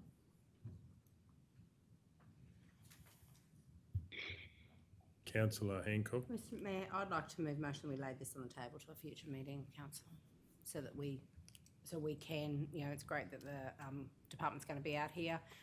It'd be a great example to put to them so we can finally get a handle on our complex over the Saleyards. All those in favour? Can I just say, is this on all, both resolutions or just the one? Oh, I guess we do one at a time, but. This is for C4, C4. isn't it? Yeah. C4, Can I Roma do- Saleyards. Can I do this now? I've moved to lay on the table now. It's probably the wrong time in the meeting, actually. Yeah, No, we're not. you can. Yep. Yeah, Mr Mayor, we've got to do it before we go. Come Far back and cleaner to do it before we go into closed. Because then people know we haven't discussed it. Okay. It's not on the agenda then. Yes, Before you that's vote, right. please. That's right. That's right. Do you have, Oh, But on a it's to lay it procedural on- No, motion- not to lay it on the table. No, through the chair, it is a procedural motion. You've declared a conflict. They're going to vote on it. You can't vote. So, simply put, is you're right. Is what you're doing is two things: procedural motion to move the order of business so that you're actually looking at this matter and in public, and that or making a decision on this matter, and that you're going to lay it on the table. So there's two aspects of that procedural motion: Never done is that it's out of order, and Well, she that can't vote on you're it because she's got a changing the order of business, and that you're wanting to lay the matter on the table. Mr Mayor, can I just clarify? I don't vote. Do I leave the room though while they're voting? Well, no, the CEO thought that's the best course, so we'll do that. Okay, so now, do we have any other conflicts? So are we voting to lay this on the table? If We already have, and it was, the only person I never heard from was Councillor Edwards. Through the We'll chair. do it again. Yes, through the chair. All those in favour, you all had your hands up. Councillor Guthrie was still in the room, and there was a debate of whether she should be here or not. Yeah, I couldn't say anything until, yeah. Righto, so all those in favour of laying it on the table Till a future meeting. till a future meeting. Yes. George, Councillor. Okay, 8-0. For time, up there, the What rest. about the cafe management one? Well, that's different again, isn't it? But that might be, is there a time thing over that one? Through the chair, it is an extension call. of the contract. The question is, does someone have a conflict on the tender for morning tea and lunch and breakfast at the Saleyards? Yes. Got to remember what it is. And through the chair, what started the conversation is we were in the process of looking at the agenda going forward and declaring conflicts. And I need to declare a conflict with item C8, 169. I've got a prescribed conflict of interest, and I'll leave the chamber. And our local area director, Dean Elwood, will be taking my place. Righto, okay. Now, so does anyone have a conflict on the cafe management agreement at the Saleyards? So just to double check, I don't think I do, but now, any other conflicts before we go into closed? No conflicts, Mr Mayor. No, that's good. Do we have a mover to go into Mr. Mayor, closed? we need to raise something. Could the CEO step out for a minute, please? I just want to raise something before we go into closed. No problem. Can I just say something before that? Direct to Is there? You're going to sit in for the CEO, boy? Sorry. Just the volume, Kelly, going into that other room. We're in open anyway, so Yeah, it's open. Yeah, it's not on. So it can go next door, yeah. Just I didn't want, at the meeting, what do we call it? On Monday with the solicitors, recruitment, our HR staff and us, these packs are to be returned at the end of the day to the HR. They're not to leave the premises. They're not because of conflict, they're not to leave, they've got to be handed back in. So I just want everyone to know that before we go into close. HR, it came from the legal procurement and the HR department. They don't want it going out. on what grounds? Confidentiality.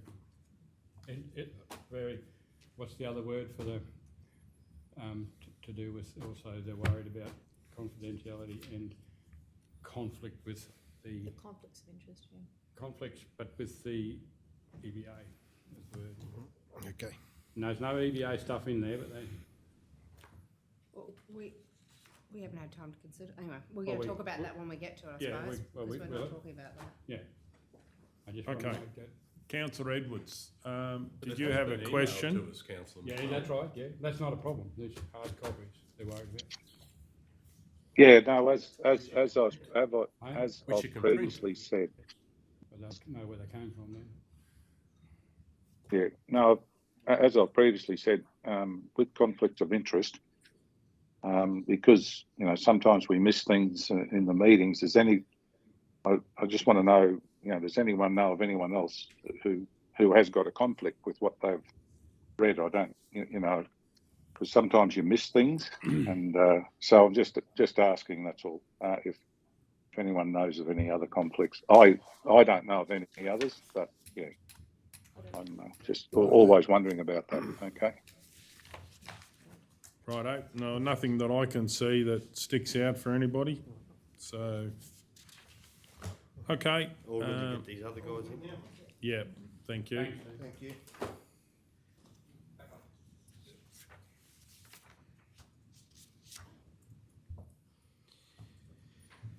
Oh, what's it, 3 o'clock?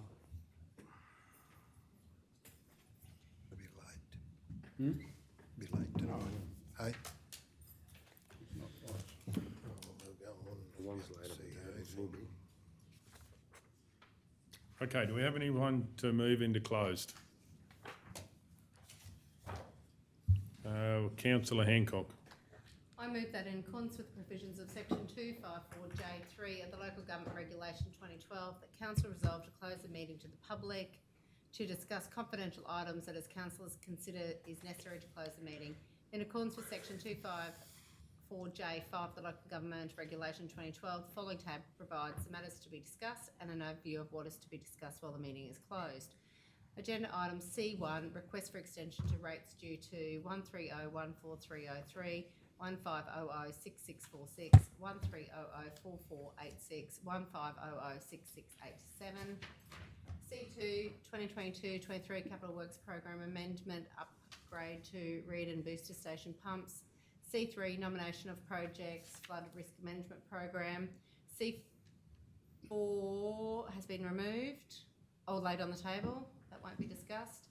C5, request for extension Roma Saleyards Cafe Management Agreement. C.6 Mitchell landfill weighbridge tender. C.7 Tender 23011, supply and delivery of mobile crushing and screening equipment.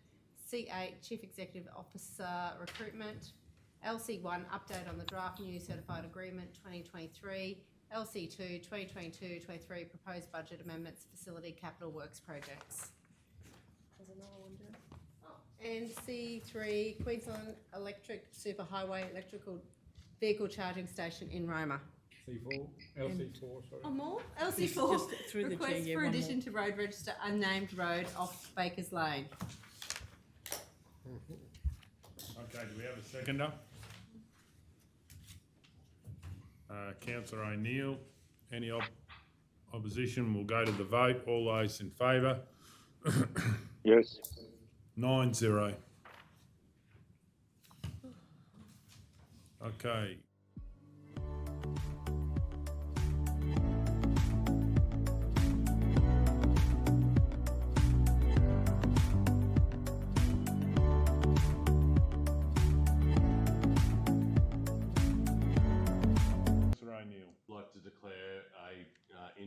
A conflict of interest in item C8, the description Chief Executive Officer Recruitment. The declaring councillor is Councillor Cameron O'Neill. The person with interest is myself. The particulars of the interest are in document A, clause 13.4, reference is given to LGAA super scheme, of which I am a non-executive director. The type of conflict is a declarable conflict of interest, and the action is, although I have a declarable conflict of interest, I do not believe a reasonable person could have a perception of bias. Therefore, I will choose to remain in the meeting. However, I will respect the decision of the meeting on whether I can remain and participate in the decision. Okay, do we have any wording? I'll move that it is in the public interest that Councillor O'Neill participates and votes on agenda item C8 because a reasonable person would trust that the decision is made in the public interest. So just clarifying, was that, are you saying it's in the public interest that Councillor O'Neill participates? Is that right? No, it was a little bit not clear, so I just wanted to check that. Okay, do we have a seconder? Councillor Guthrie. Any opposition? We'll go to the vote. All those in favour? Yes. 8-0. Okay. Do we have anyone to go into closed? I'll move we're going to close. And do we have a seconder? Councillor Burkett. All those in favour? Yes. 9-0. Okay. So I move that C8, Chief Executive Officer Recruitment, be the next order of business. Do we have a seconder? Councillor McMullen.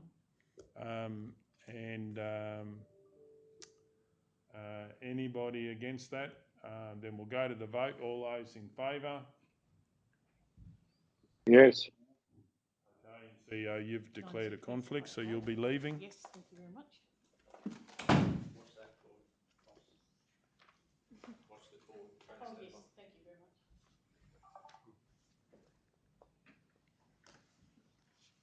much. Okay, C8, Chief Executive Officer Recruitment. That's right at the back. I'd like to move that councillor, 1, receive and note the report and accompanying documentation. 2, endorse the following documentation including amendments as presented. A, CEO position description including key selection criteria and weightings. B, CEO performance standards, appraisal methodology and scheduling. C, draft contract of employment including conditions of employment, remuneration. Annex A, performance standards, appraisal scheduling and methodology. D, candidate shortlisting methodology and interview resources. 3, will approve the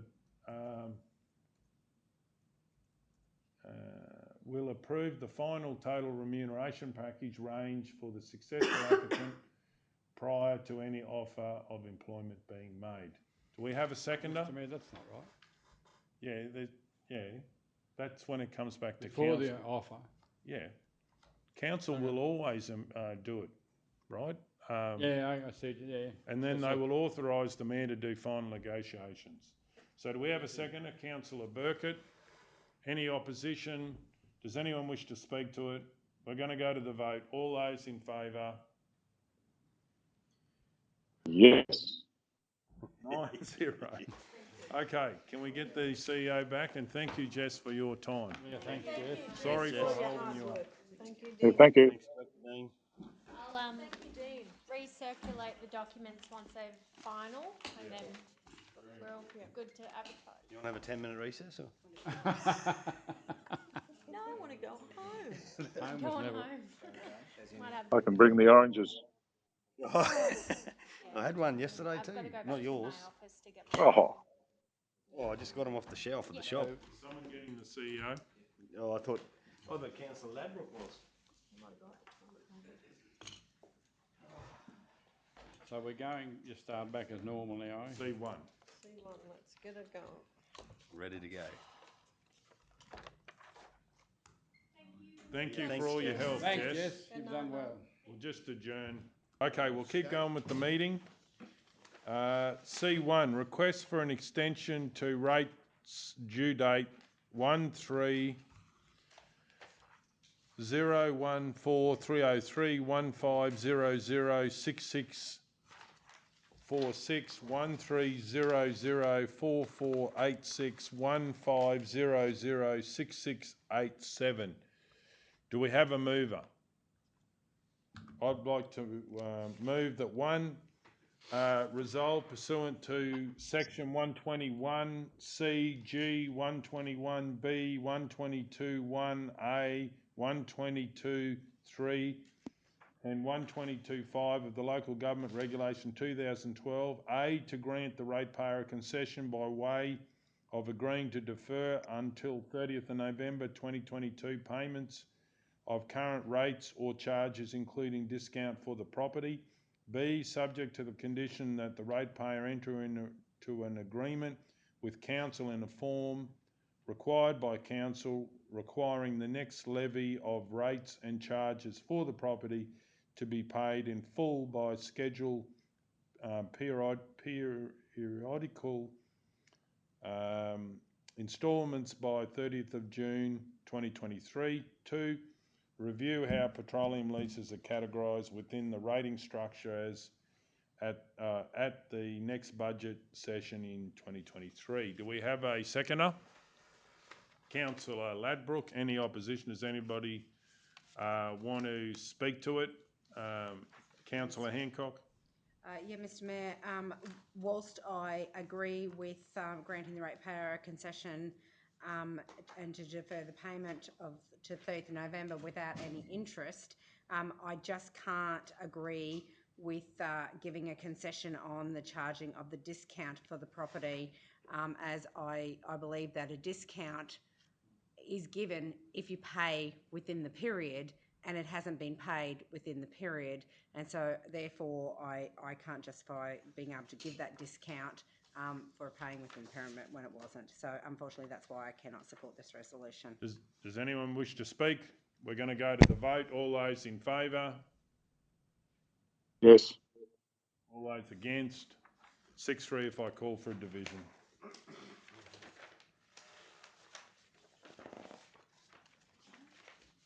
Okay, moving on to the next one, which is page 14, 2022-23 Capital Works Program Amendment, upgrade to Reardon Booster Station pumps. Do we have a mover? Councillor McMullen. Mr Mayor, I'll move that Council 1 remove project Jackson Bore replacement work order 23619 from the current 2022-23 Capital Works program and consider the project in the 2023-24 budget deliberations, including securing a contribution from the state government as the owner of the bore.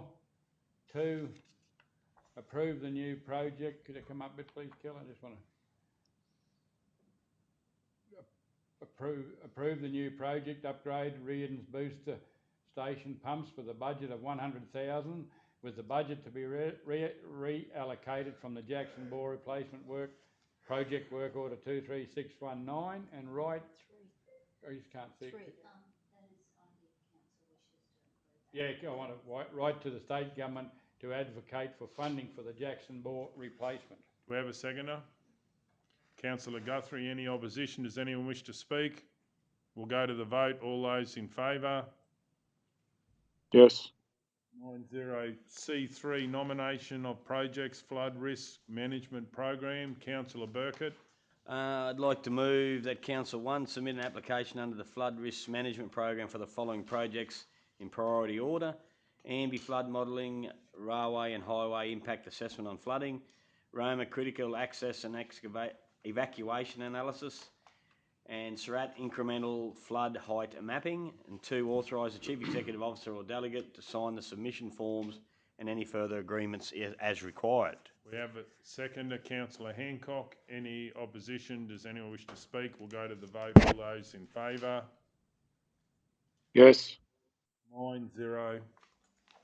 C.5 Request for an extension, Roma Saleyards Cafe. Cafe Management Agreement. Do we have a mover? I'd like to move that. We've got the alternate one.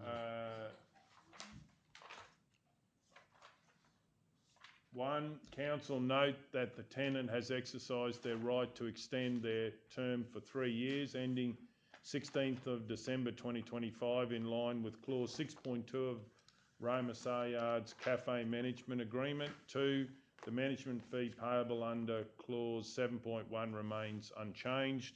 Do we have a seconder? Councillor Taylor. Any opposition? Does anyone wish to speak? We'll go to the vote. All those in favour?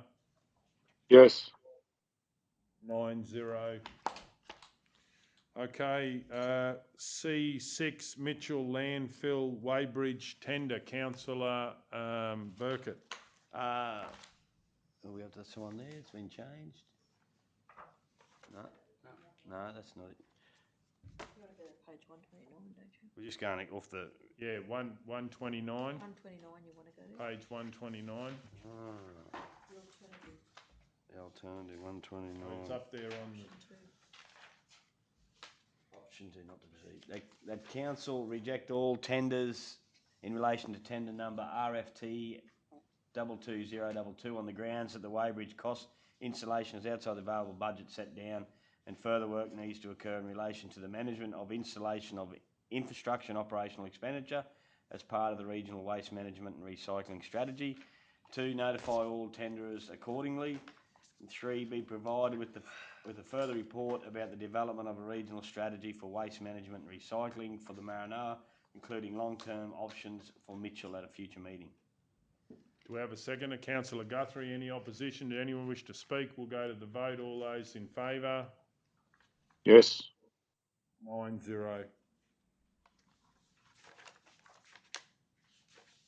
Okay, moving on to, I think, page 145.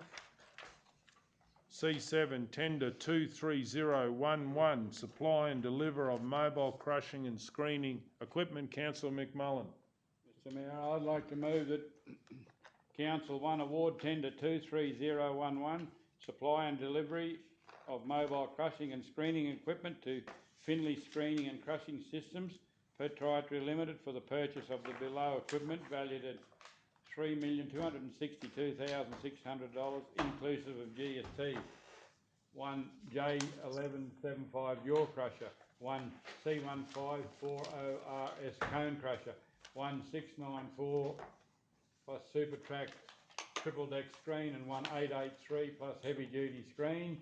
2, authorise the Chief Executive Officer or Delegate to enter into negotiations with Finley Screening and Crushing Limited and perform a contract for the supply of and delivery of mobile crushing and screening equipment. We have a second, Councillor Ladbrook. Any opposition? Do anyone wish to speak? We're going to go to the vote. All those in favour? Yes. 9-0. Okay, LC1, update on draft new certified agreement 2023. Do we have a mover? Councillor O'Neill. Move that council receive and note the report that industrial bargaining has commenced. Okay, do we have a seconder? Councillor Taylor. Any opposition? We'll go to the vote. No one wishes to speak. We'll go to the vote. All those in favour? Yes. 9-0. Okay, page 7. LC2 2022-23 proposed budget amendments, facilities, capital works program. Oh, that's right. Councillor Ladbrook has got a conflict and he has already done it, and I believe he's leaving the room.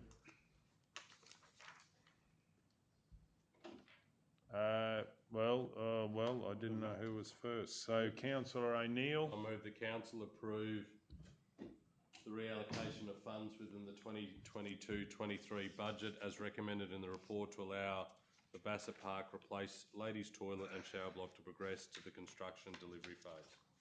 We have a second, Councillor McMullen. Any opposition? Does anyone wish to speak? We'll go to the vote. All those in favour? Yes. 8-0. So if we can get the councillor back.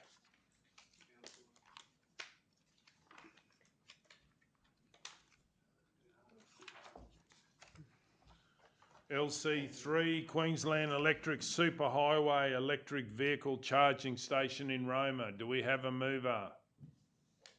Councillor McMullen. Mr Mayor, I'll move that Council 1 receive and note the report regarding the Queensland Government Electric Superhighway project and the fact that Roma has been selected as a site for the project. 2, approve in principle the proposed location of the electrical vehicle charging station in Arthur Street Car Park as outlined in the attached draft licence agreement. 3, receive the licence agreement and note that it is currently subject to legal review with a subsequent report to be presented to Council in the future to consider execution. That's it, I think. We have a seconder. Councillor Guthrie, any opposition? Does anyone wish to speak? We'll go to the vote. All those in favour? Yes. 9-0. LC4, request for addition to road register unnamed road off Bakers Lane. Councillor McMullen. Mayor, I'll move that Council re-establish road access to the western boundary of Lot 39, WAL 53473, within the existing road corridor to a standard consistent with the classification of rural access secondary for an amount of up to $3,000, funded as part of Council's 2022-23 annual roads maintenance budget to reinstate ongoing access for the landholder, given the outcome of the recent survey. 2, note not approve the addition of the unnamed roadway of Bakers Lane to Council's road register on the grounds that it does not meet council's construction of roads access policy criteria as sole access, and if added to the register, would incur asset costs and ongoing maintenance obligations. 3, note that the future requests for maintenance can be considered as private works. 4, correspond with the landholder in relation to the above. Okay, do we have a seconder? Councillor Ladbrook, any opposition? Does anyone wish to speak? We're going to go to the vote. All those in favour? Yes. 9-0. Any further business, councillors? We'll close the meeting at 9:02 and thank you for your attendance.